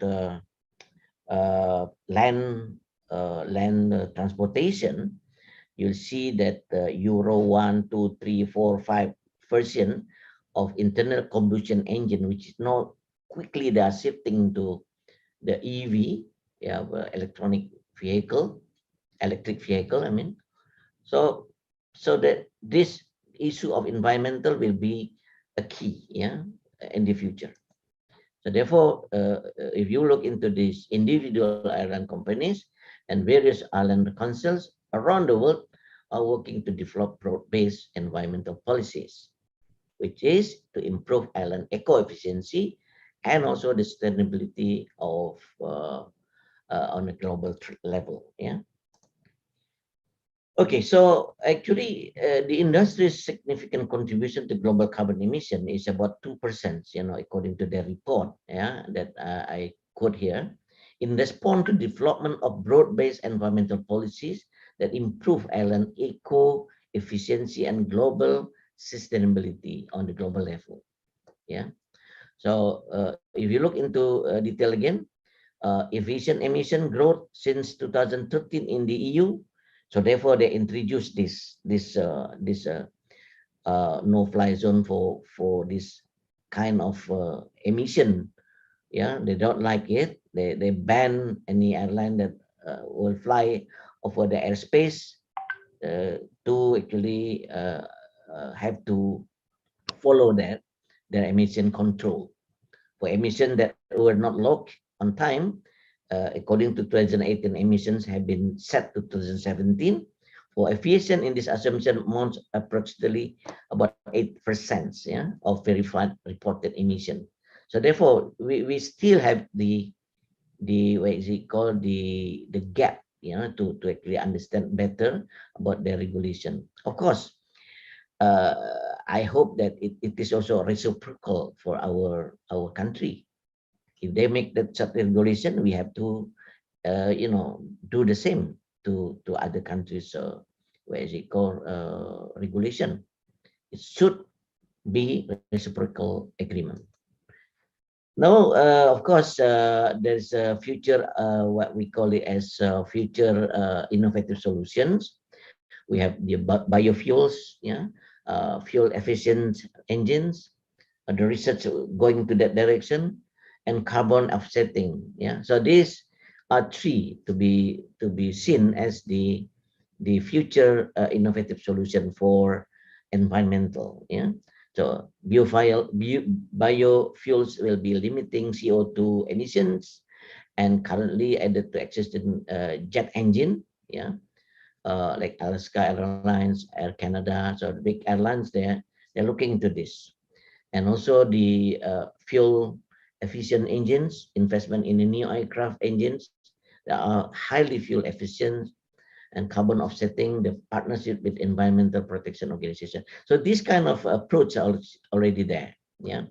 So I know that everything is be on schedule. So I just quickly look into the future trend number 3, of course, the steady job growth. Now, this kind of significant job growth to meet actually not turn upside down. Yeah, so the industry is set to experience this employment growth thanks to the following efficient industry job trends. It was at the time increased aircraft maintenance, retiring baby boomer, which is my generation mechanics, developing pilot shortage. Now even pilot is actually changed from pilot into somewhere else that I see on the news or in the television program, that 2 pilots are now becoming farmer. Yeah, here in Malaysia, in Kuala Lumpur. If you follow that, Prof. Yuseliza, this they're happy actually, and then some of them are changing profession into what is it called, selling things, noodle and things like that. So this is not happen because of the COVID. Okay, so increased aircraft maintenance, retiring mechanics also. We are talking about pilot is 800,000 jobs projected worldwide over the next 20 years. But whether this will happen or not, we just pray to Allah, and that it will, bring it back to normal, yeah. So that whoever in the airline industry or the aviation industry will again go into your golden wants to be your golden era of industry. Yeah. Number 4 is implementing passenger biometrics. Of course, this one not done yet, but it is slowly like that. Of course, in some airports we can do this. If I, enter the KLIA, for instance, we do have this. Maybe in Soekarno-Hatta also with the electronic passport, you have this efficient process and high security standard. In fact, the iris scanning also be possible. So biometrics used in surveillance and identification that has to do with body calculation and measurement. It was at the time that the US airports are already using biometrics, fingerprint matching, retina scanning, facial recognition. So all this are the future of airlines. So there will be less and less people involved in check you in, in the near future. Number 5, cockpit connectivity. So a pilot will know early enough to, this is the term used to describe the growing efficient industry trend regarding the communication between what's going in the cockpit and how the team in the ground is affected by it. So for instance, when you are landing, you will be directed into which gate, it helps ground operators know in advance what type of decision they will have to make when the aircraft lands. Because I always complain when I land, in Soekarno-Hatta, I have to walk a long way, but there is many gate actually empty. So we pass through, and they're not so flexible on allocating the gate for the passenger. So passengers must walk around the airport to go into the right gate. Okay, so the cockpit connectivity will get this done. Okay, so this is two main reasons: to avoid flight plan disruption, mitigating the impact of flight cancellations. Okay, feature number six, of course, the efficient safety, yeah, and smart maintenance. The safety is number one. Maintenance is significant overhead cost, of course, for airline operations, but we cannot ignore that. In fact, I've read and used to follow how the aircraft maintenance are done during non-flight time. So the aircraft will be parked there for many months, then they still have to be put on. Yeah, the aircraft maintenance takes into account direct costs like labor and supplies they need to repair and maintain the aircraft. Okay, so again, if that the issue, the smart maintenance technology and efficient mechanics trends, including the drone maintenance, wearable tech, and then predictive maintenance. Of course, we are talking about the engine and the fuselage, also the body of the aircraft. Yeah, but mainly we do regularly for the engine. And the last one, the future number 7 is aviation standards and testing. We need to see that average only one fatality in every 16 million flights. Can remember. So this flight actually much safer than you traveling by land or driving your own car. Yeah, even with such stellar safety record, the entire industry remains focused on how to continually improve the safety and keep the aircraft safety standards at all time high. You cannot ignore, yeah, even one step of the safety SOP. Aviation standards and testing is actually the one that you have to focus on. And some of the trends on aviation testing is engineering new aircraft materials. You remember that once upon the time that one of our aircraft was actually having accident due to the fact that the manufacturer introducing one equipment or one way of controlling the aircraft, it not actually be familiarized with the pilot. Yeah, so it's become a catastrophic accident at the time. Here comes the trouble. Yeah, the coronavirus. So everything's just becoming hell. Yeah. Back in March, I think, if not mistaken, last year, 2020, we have Corona. So leisure trips will fuel the recovery. According to prediction, the international platform and to the United Kingdom alone, by purpose, ethically, we imagine this is for the purpose of that, for holiday, for study, for miscellaneous and business. In 2008, for instance, during the global financial crisis, it was take 3 years to recover, 6 years for study, and then it's not yet recover for the business. The call is to revisit flight economics. Remember with what I've said in the beginning, and that we have to look at in detail how you actually break down the costing of transferring one person from point A to point B, for instance. That's a matter now. So therefore, they call it as a revisit flight economics. Number 2 is to staggering debt. Yeah, will lead to ticket price increases. No, you have to fly with keep the distance now. It means that what the aircraft must be roughly become half of the capacity if you have to maintain those safe distance between the passenger. Yeah, so therefore maybe this is not the time to repay your debt, but maybe because the aircraft were actually provided based on leasing, to return back to the leaser, to the loan, in the loan or the aircraft altogether, return it back. So therefore, if I'm not mistaken, some airlines only have few aircraft left from many hundreds. a greater disparity of performance among airlines in the future. The call is to aim higher when it comes to IT and digital investment.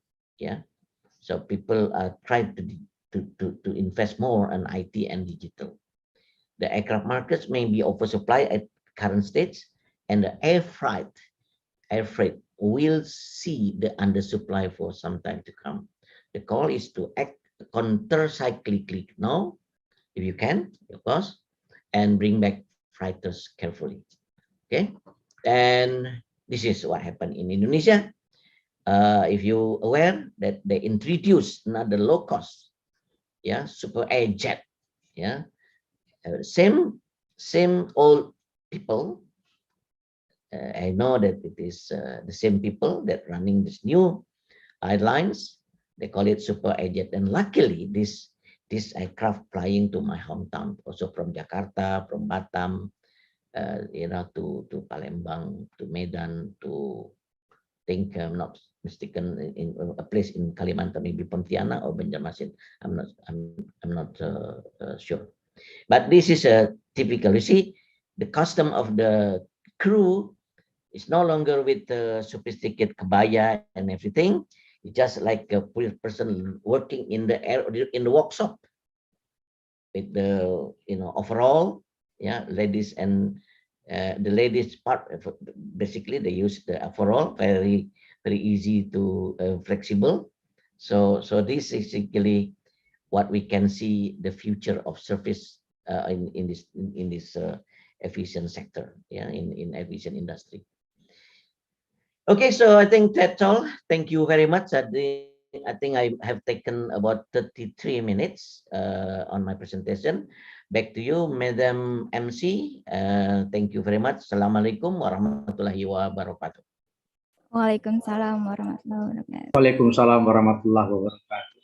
Thank you very much, Professor Dr. Julian Triblas. It's a very interesting topic to be discussed. Well, ladies and gentlemen, the last speaker is Professor Dr.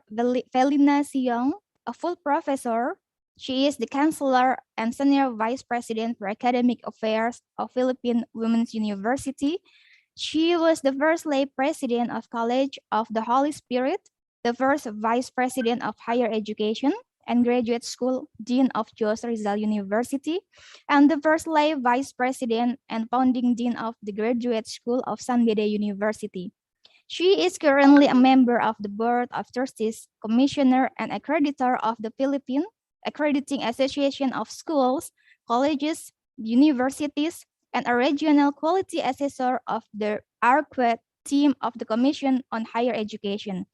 Notably, our speaker, too, has written a total of 11 books, including articles on varied topics in strategic management, entrepreneurship, organization development, marketing, total quality management, statistics, algebra, mathematics on investment, research, and among others, an inspirational book entitled Pearls of Gold. A respected international speaker, educational and industry speaker, Professor Dr. Felina Siong acts as consultants to business and schools here and abroad. Ladies and gentlemen, it is our pleasure to present to you a full professor, scholar, an educator, writer, a researcher, an industry practitioner, and education and government consultant, Professor Dr. Felina Siong. Time is yours, Prof. Thank you very much. You're welcome. To the Chief of STP Aviation, Sir Ryan Firjansya, to our keynote speakers, Prof. Dr. Agus Budi, the Ministry from the Ministry of Education in Indonesia, of course, Prof. Dr. Willie Arafa, my former doctoral student in the Philippines, to the Chair of JAMEC 2021, Ibu Dewi Fajarina, my co-invited speakers from University Malaysia and International Islamic University Malaysia, my dear colleagues in the field of education, students and guests, A pleasant good morning. I'm pleased and honored to have been invited as speaker in this e-conference, Jakarta Aviation Management Economics Conference today, here at Jakarta. And again, I'd like to congratulate the organizers of this conference for their efforts to make this a reality.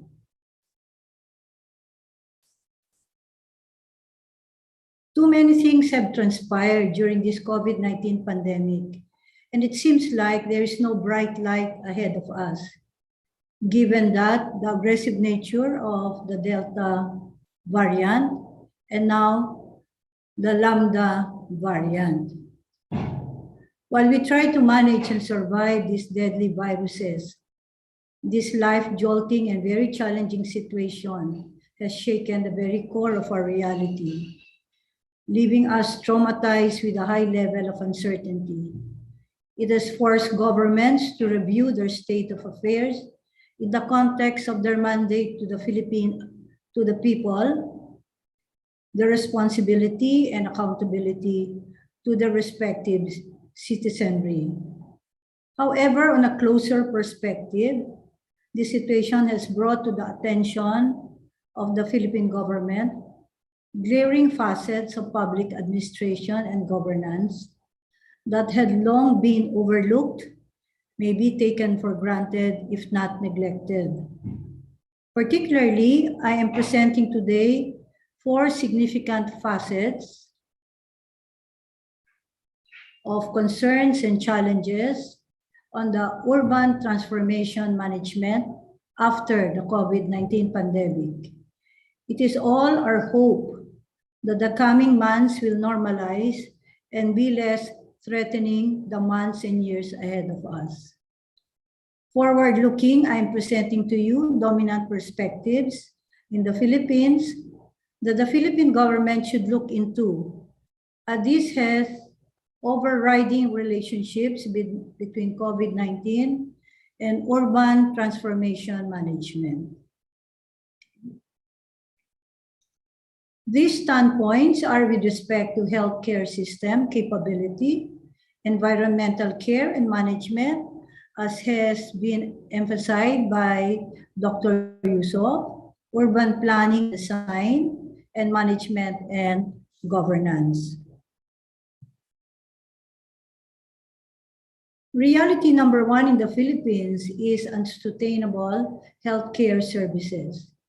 Based on current figures, the Philippines is an archipelago that consists of 7,641 islands, of which Luzon, Visayas, and Mindanao are its 3 biggest islands.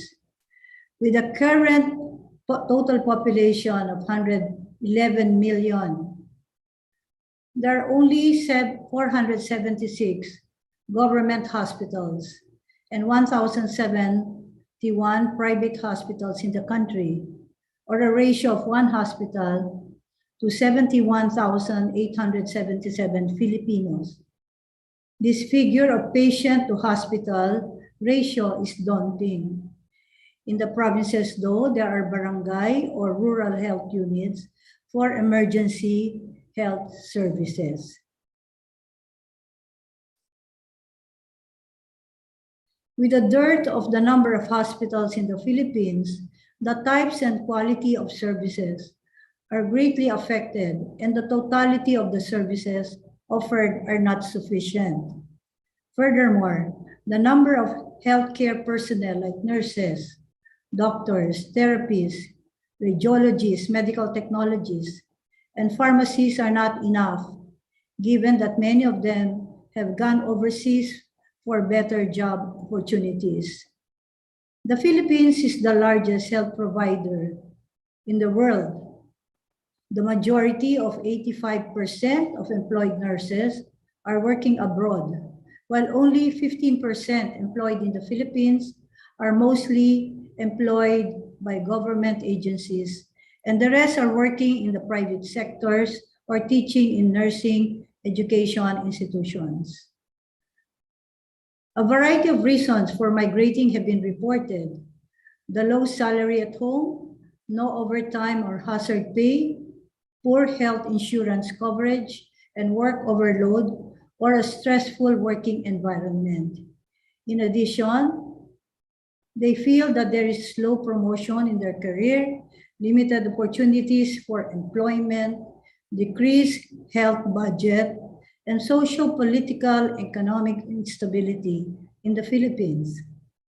Likewise, they are attracted to leave the Philippines because of higher incomes, better benefits and compensation package, not to mention lower nurse-to-patient ratio, more options in working hours, a chance to upgrade their nursing skills, and even the opportunity for families to migrate, travel, and learn other cultures.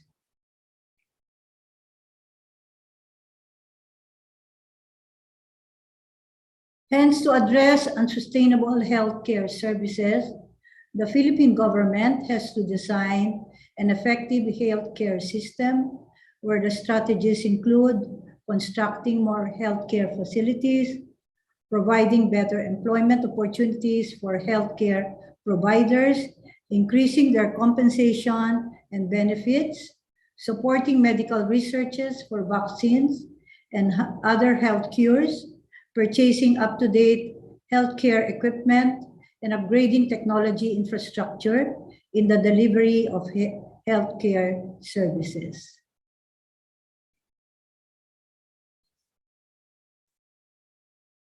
Reality too in the Philippines is environmental apathy and neglect. The Philippines has always been described as a climate risk country. It has high exposure to natural hazards like cyclones, landslides, floods, and droughts. The country is dependent on climate-sensitive natural resources and vast coastlines where all the major cities and majority of the population reside. It is to be noted that the Philippines lies in the world's most cyclone-prone region, averaging 19 to 20 cyclones each year, of which from 7 to 9 make rainfall. Unfortunately, sea levels in the Philippines are rising faster than the global average, thus increasing the hazard posed by storm, surges, and threatening permanent inundation of low-lying areas. In addition, natural and marine resource bases that generally support livelihoods in the Philippines through fisheries, agriculture, forestry, energy, mining, and tourism are increasingly being depleted, thus affecting critical ecosystem services as shoreline protection, flood control, soil stability, and habitats for biodiversity. Wildlife habitat are areas distributed horizontally and vertically across the Philippine landscape that fulfills the needs of a specific wildlife species for basic requirements of food, water, reproduction, and production and protection against predators and competitors. The destruction of natural wildlife habitat has been a challenge to the country. Several endemic species in the Philippines have only 4% of their natural forest habitat remaining. At sea, unsustainable fishing has reduced fish populations, putting pressure on the ocean's ability to provide food and incomes. Moreover, the country, according to the Department of Natural Resources, has become an international hub for illegal wildlife trafficking. Domestic exotic pet and bushmeat trade continues illegally in the country, again threatening diversity. Wildlife trafficking is prevalent in the country. In addition, human encroachment of wildlife habitat is largely overwhelmed by the sheer volume of illegal activity. Poor communications infrastructures in areas where wildlife trafficking compounds the issue. And therefore, as citizens and law enforcers find it difficult to report violations. Additionally, persistent negative practices and the lack of valuation of nature drive this harmful trade.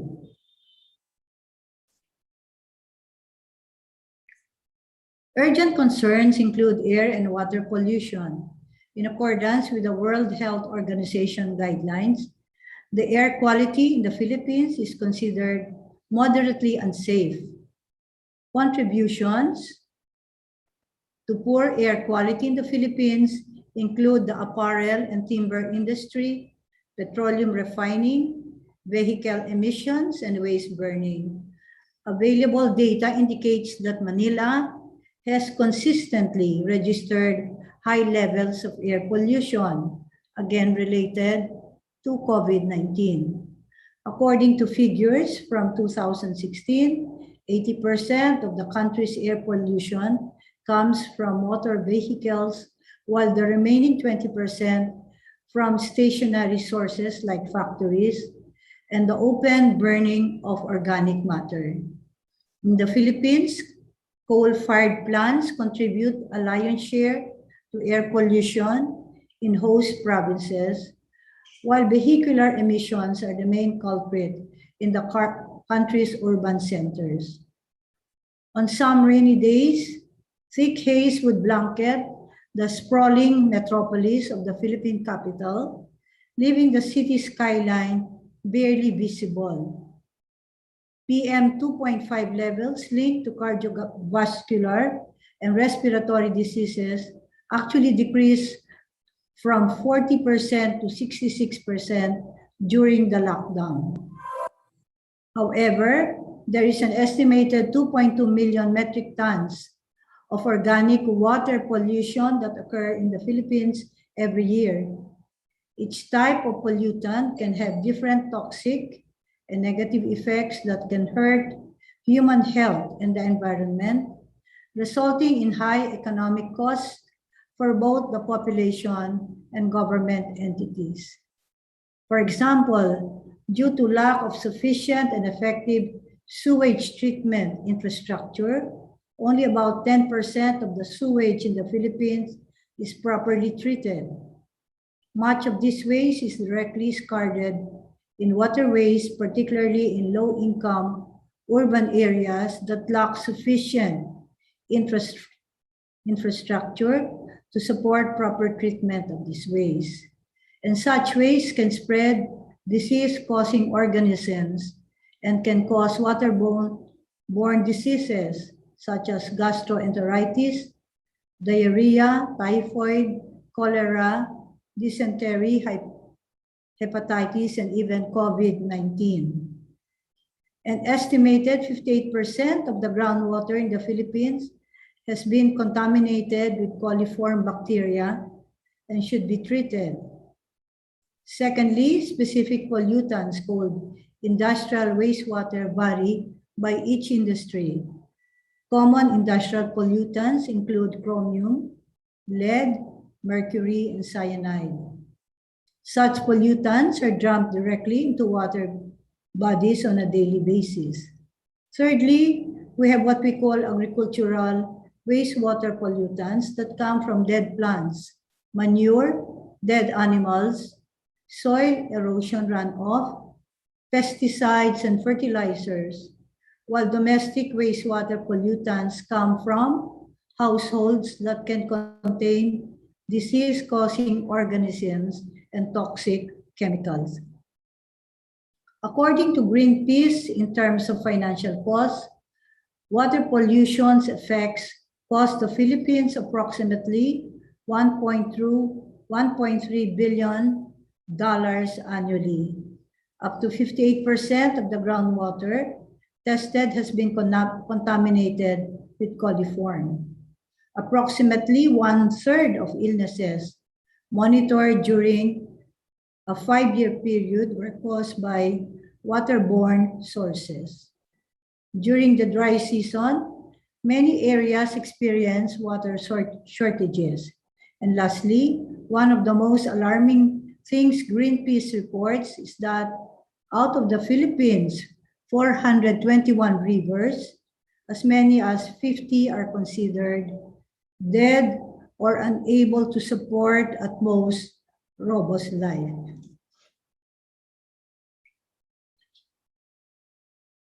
Hence, to address environmental apathy and neglect, the Philippine government has to implement and monitor and even care the environment.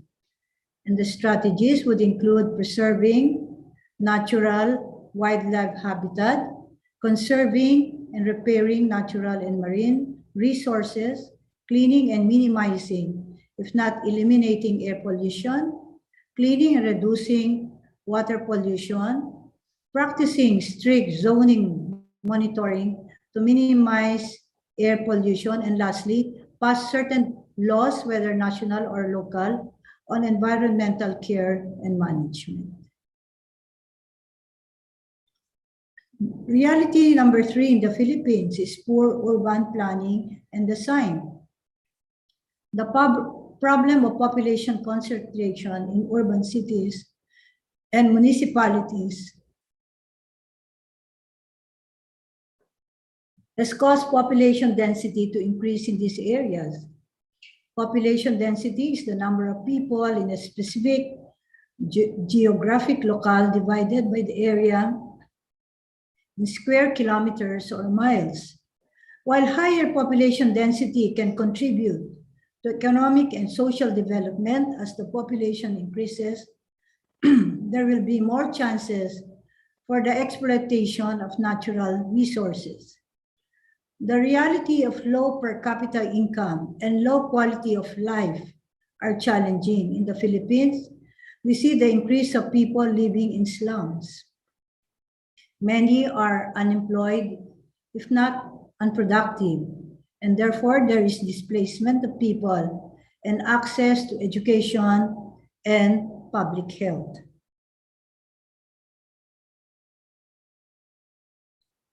With respect to urban planning and design, the lack of adequate infrastructure and services, unsafe housing, inadequate and poor health services can turn natural hazard into a disaster. Poor air and water quality, insufficient water availability, waste disposal problems, and high energy consumption are exacerbated by the increasing population density and the demands of urban environments. Lack of access to safe housing with good provision for water, sanitation, healthcare, and education affects the capacity of urban residents to recover. In fact, in highly populated cities and municipalities in the Philippines, the problem of lack of public spaces is evident. The lack of rest and recreation spaces like plazas and parks has forced Filipinos to spend much of their time in malls.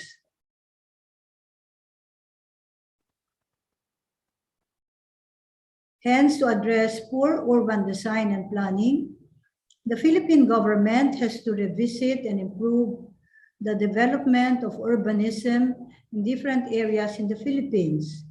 Strategies include reducing population concentration, providing adequate infrastructure and services, relocating Filipinos living in slum areas, designing houses with proper water distribution centers, allotting spaces for public rest and relaxation, and designing a structured waste disposal system. Reality number 4 in the Philippines is a lackadaisical leadership and governance. The Philippine population has significantly slowed down, or only an average of 2 to 3 million increase in population. The current population of the Philippines in 2021 is 111 million, or a low increase of 1.34% from 2020 as compared to the earlier years in 2000 were from 2 to 3% increase in population were registered. While national leadership is languished, governments or governance in many local governments or in the cities and municipalities are dynamic and aggressive. The need to sustain economic growth is urgent. The COVID-19 pandemic has slowed down business activities in the Philippines.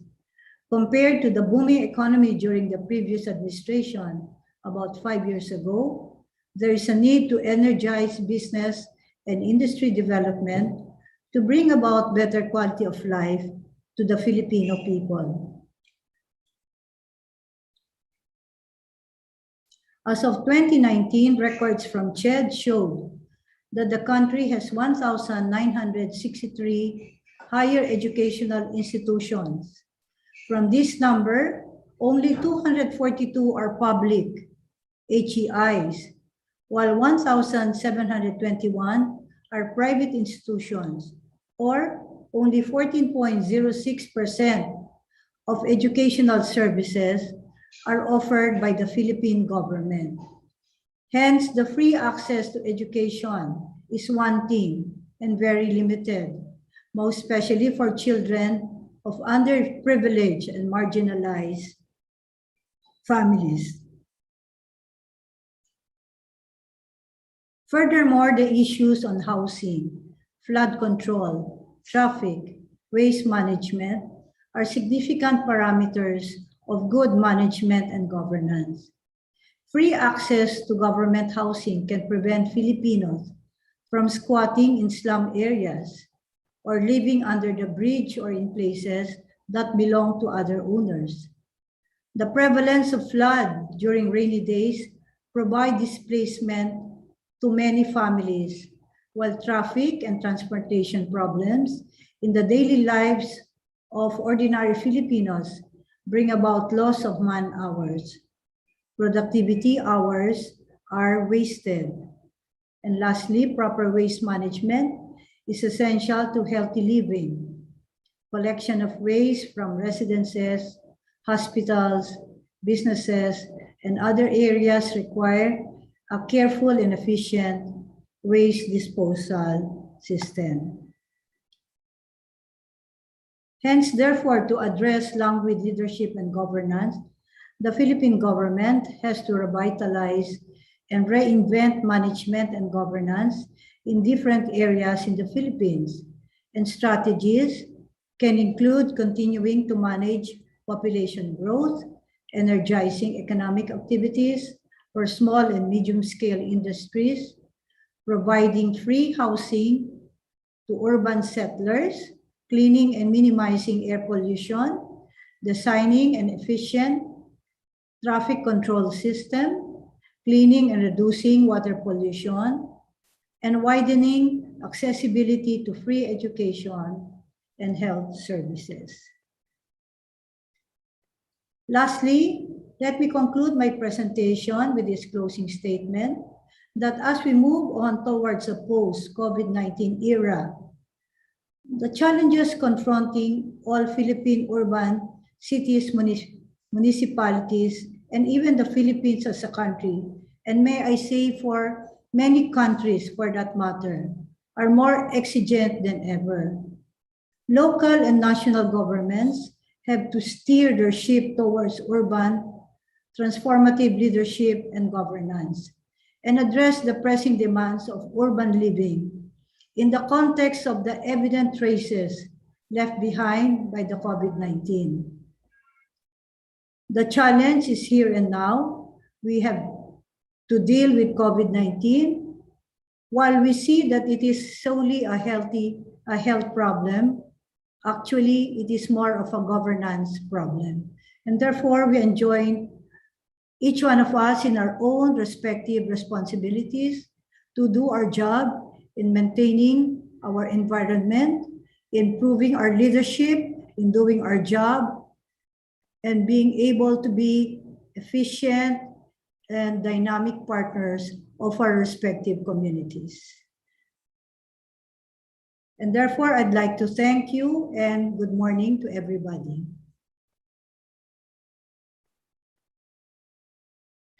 You're welcome, Professor Dr. Felina. Thank you very much for your speech.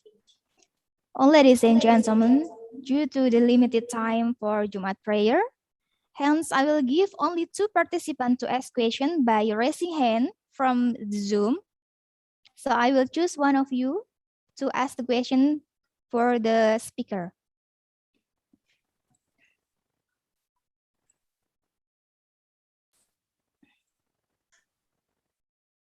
Okay, anybody want to ask the question?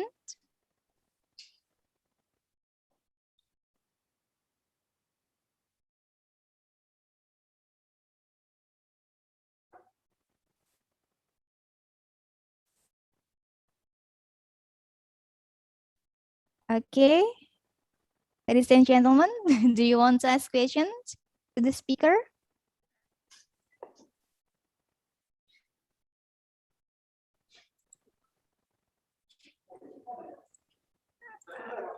Okay, while awaiting the other participant to ask the questions, I want to ask Professor Eri. Professor Eri, are you here? Yes, I am. Yes. Okay, I want to ask a question about your topic. Actually, it is interesting to talk about aviation industry. Yeah. So, what I want to ask is, what do you think about aviation industry in Indonesia? What do the industries has applied the green flag operation because of, as we know that climate issue is rising now, the hot issue now. So what do you think about the aviation industry in Indonesia? Okay, are you referring to? Thank you very much, Madam Kiliatin. Yeah. Yeah. Well, I'm actually reading what is written in the chat room.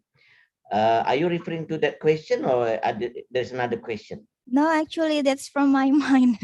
Okay. Sorry, I think it is along the line what you're asking me about, because this question from Bekti Setiadi asking about how the airlines actually can share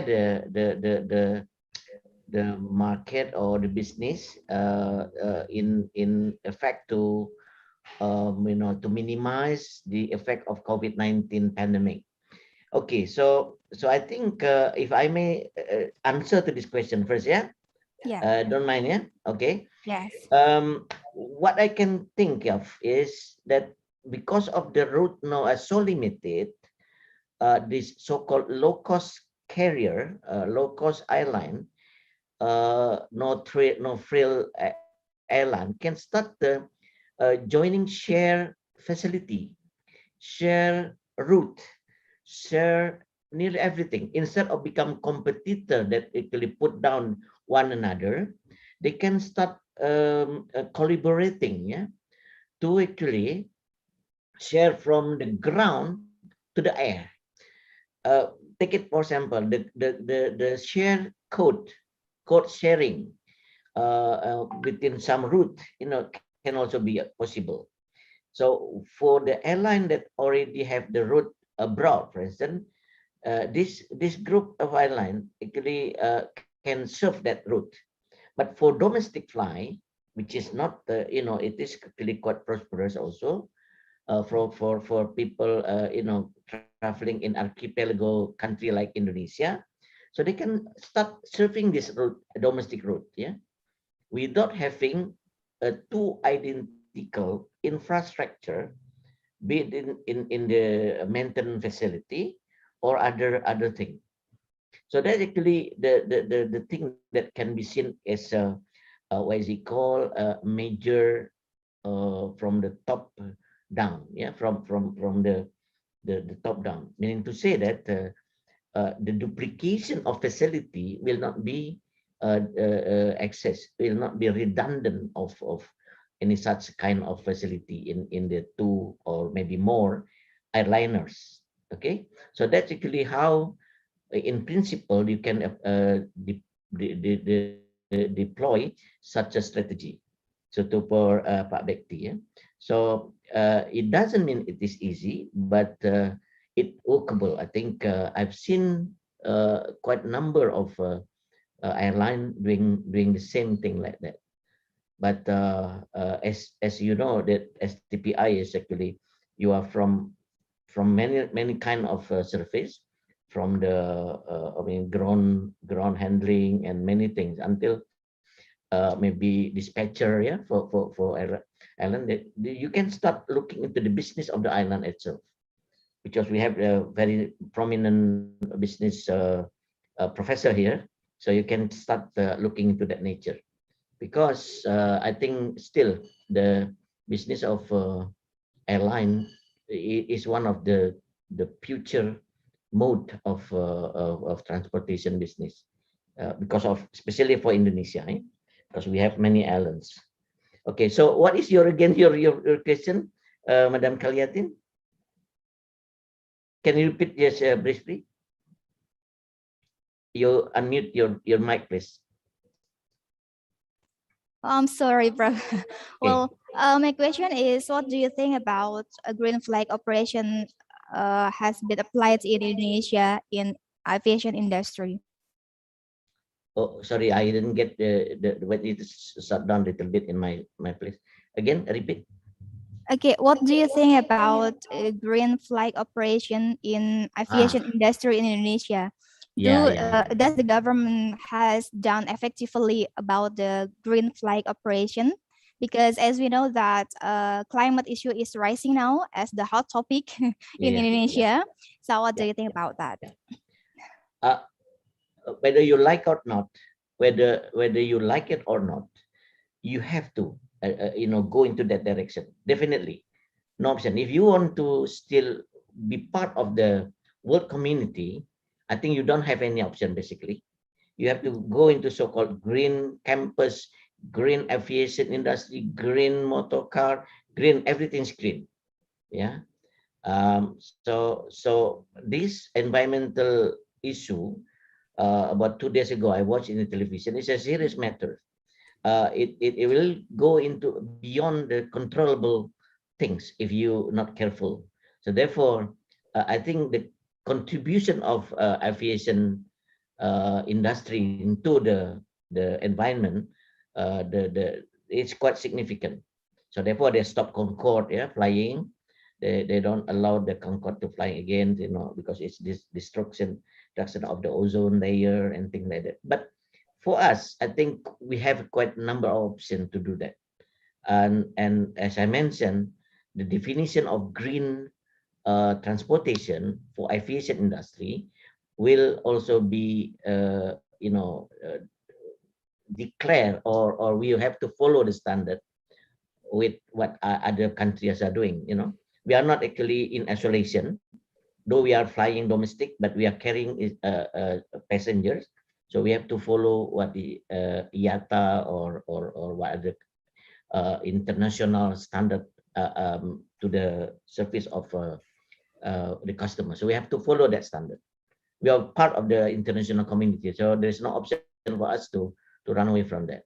Remember that we once upon a time, I was working for IPTN before, but of course we have to follow what is actually they have to set up for commercial passenger carrier. To certain extent, it must be comply with the international standard. Otherwise, you cannot sell aircraft, or cannot carry passengers, but can be used for any other purpose other than bringing or flying commercial passenger. So my short answer is yes, you have to follow any standard issued by international community on the travel aviation industry. Thank you very much. Yeah, thank you very much, Prof. We hope that government has done and improved the quality of green flag operation. Well, ladies and gentlemen, one more question from you. If you want to ask question, you can click the icon of hand raise raise hand, sorry, and I will choose one of you. The operator, do you find one participant raising hand?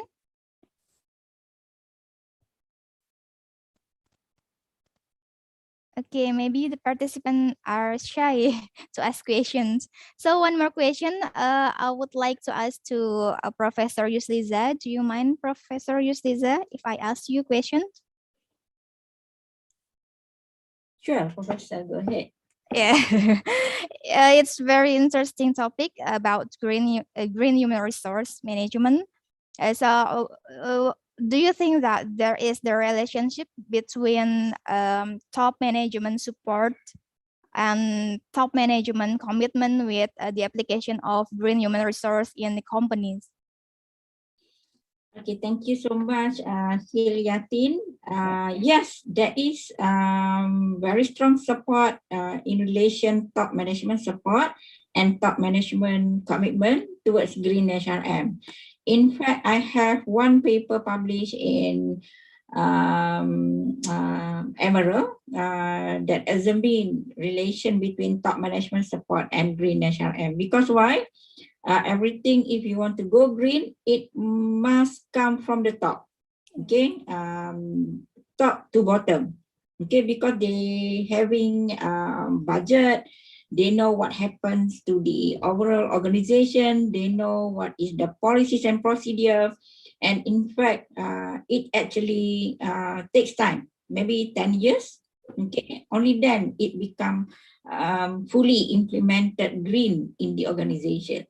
Okay, but it's good in the future, but of course it incur huge costs. Okay, for a few years, let's say 1 or 2 years of the implementation, you will receive resistance to change by the employee, lots of condemn, lots of complaints by the employees, because yes, of course, when you learn about change management, people are resist to change, but it happens, but of course it will succeed in the future.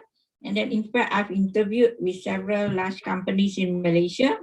Top management support is number one. That's why after we conduct a qualitative study from the result, and then we do empirical tests, and that is proven top management play a very important role in to the whole organization in order for you to implement green. Yes, that's a very good topic. Thank you very much, Professor Yusliza. Most welcome. Well, ladies and gentlemen, this next agenda is souvenir handover and photo session. So for this agenda, let us warmly invite Rector of STP Aviasi, accompanied by the representative from co-host, Mr. Rian Ferdiansyah, SAMM, and Professor Dr. Willy Arafa, DBA. Kindly, yep.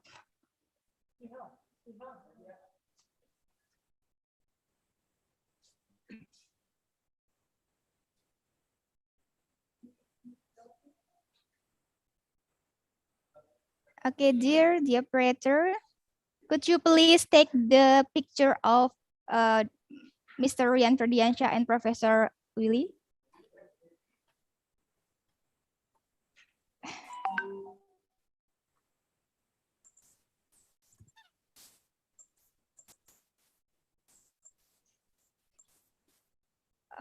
Excuse me, wait, Mr. Ferdiansyah, the operator, could you please focus on the picture of Mr. Rian Ferdiansyah and Professor Willy?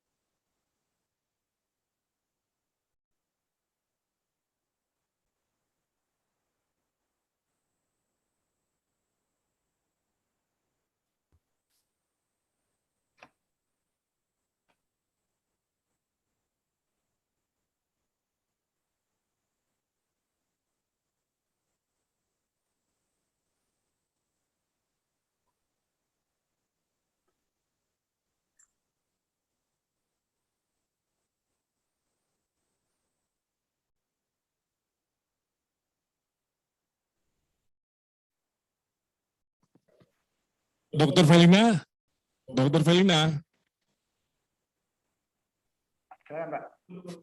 Dr. Felina, are you still there?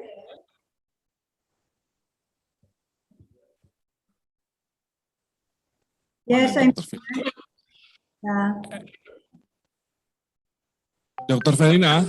Yes, I'm here. Thank you very much, yeah, for your today become our speaker in this event, Dr. Thank Felina. you. Welcome, Willie, Dr. Thank you. So we keep in context by phone, ya, Dr. Felina, ya. Yeah, why not? See you. Keep healthy, Dr. Felina. See you. Thank you. See you. Thank you.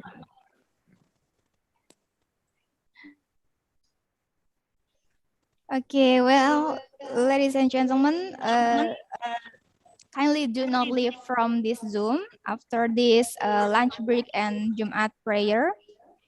So for photo session, kindly turn on your camera and we will take your picture. I will count until 3, so the operator will take the picture.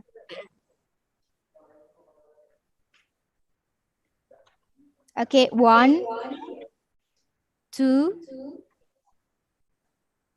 The operator, are you ready? Okay, 1, 2, 3. Okay, again, next in slide 2. Could you please turn on your camera? Sorry. In slide 2? Yeah. Okay, I will count until 3. 1, 2, 3. One more in slide 3. Kindly please turn on your camera. 1, 2, 3. Okay. Well, for the speakers, we will send our souvenirs and packs to your own house or your own institutions. So the committee will ask you the address to send it. Okay, so. Well, ladies and gentlemen, we have Jumat prayer and lunch break for 120 minutes. After that, we will continue our program to parallel sessions. So kindly, again, do not leave from this Zoom. You can participate and join any room you want, except the presenters. So this session will be split into 3 rooms with 2 categories: economics and entrepreneurship, management and business. So we will inform more about the procedure at 1 p.m. after lunch break. Okay.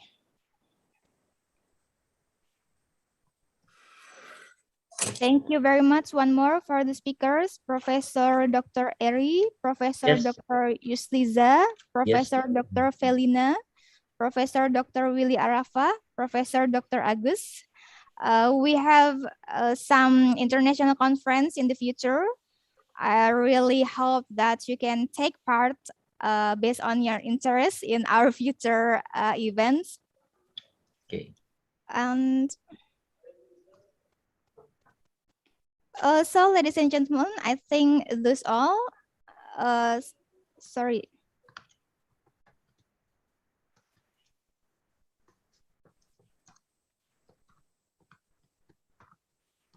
Okay, well, we will take break for 120 minutes. So thank you very much for your participation and do not leave. One more. See you at 1 p.m. Wassalamualaikum warahmatullahi wabarakatuh. Waalaikumsalam warahmatullahi wabarakatuh. Okay, have a break time, everyone.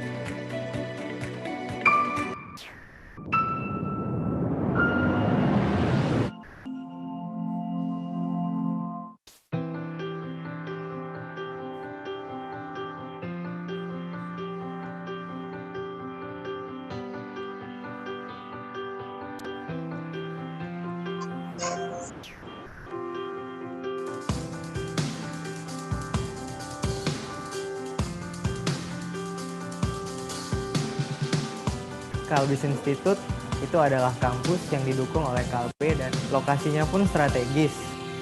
Milih kuliah di Kalbis karena fasilitasnya sih. Dan aku ngeliat ketika datang ke sini studio-studionya juga lengkap lah. Ada studio TV, studio fotografi, studio radio. Saya memilih Kalbis waktu itu karena memang di kampus Kalbis terdapat banyak sekali beasiswa yang bisa saya coba. Lalu jurusannya juga jurusan yang mudah untuk mencari lapangan pekerjaan. Hidup adalah pilihan, menjadi atlet biliar Indonesia dan mahasiswa di Kalbis Institute. Dengan komitmen yang kuat, saya yakin saya bisa melewati semuanya dengan seimbang. Saya masuk ke dalam satu organisasi yang namanya Kalbis Care yang mampu mengarahkan saya untuk bisa lebih mengembangkan pendidikan non-akademik saya, karena saya harus berbagi terhadap lingkungan saya sendiri melalui kegiatan sosial. Kalau di Kalbis sendiri itu kita didorong untuk lebih maju lagi dalam berprestasi dan lebih aktif. Kalbis Institute meyakinkan saya bahwa pendidikan dan profesi saya sebagai atlet renang dapat berjalan dengan seimbang. Karena saya percaya dengan pendidikan yang baik dapat mengantarkan saya ke masa depan yang lebih baik. Yang paling aku salut banget, ini kampus no bullying, nggak ada senioritas. Dosen-dosennya juga enak untuk diajak diskusi, mau nanya apa seputar perkuliahan atau cari tempat magang apapun.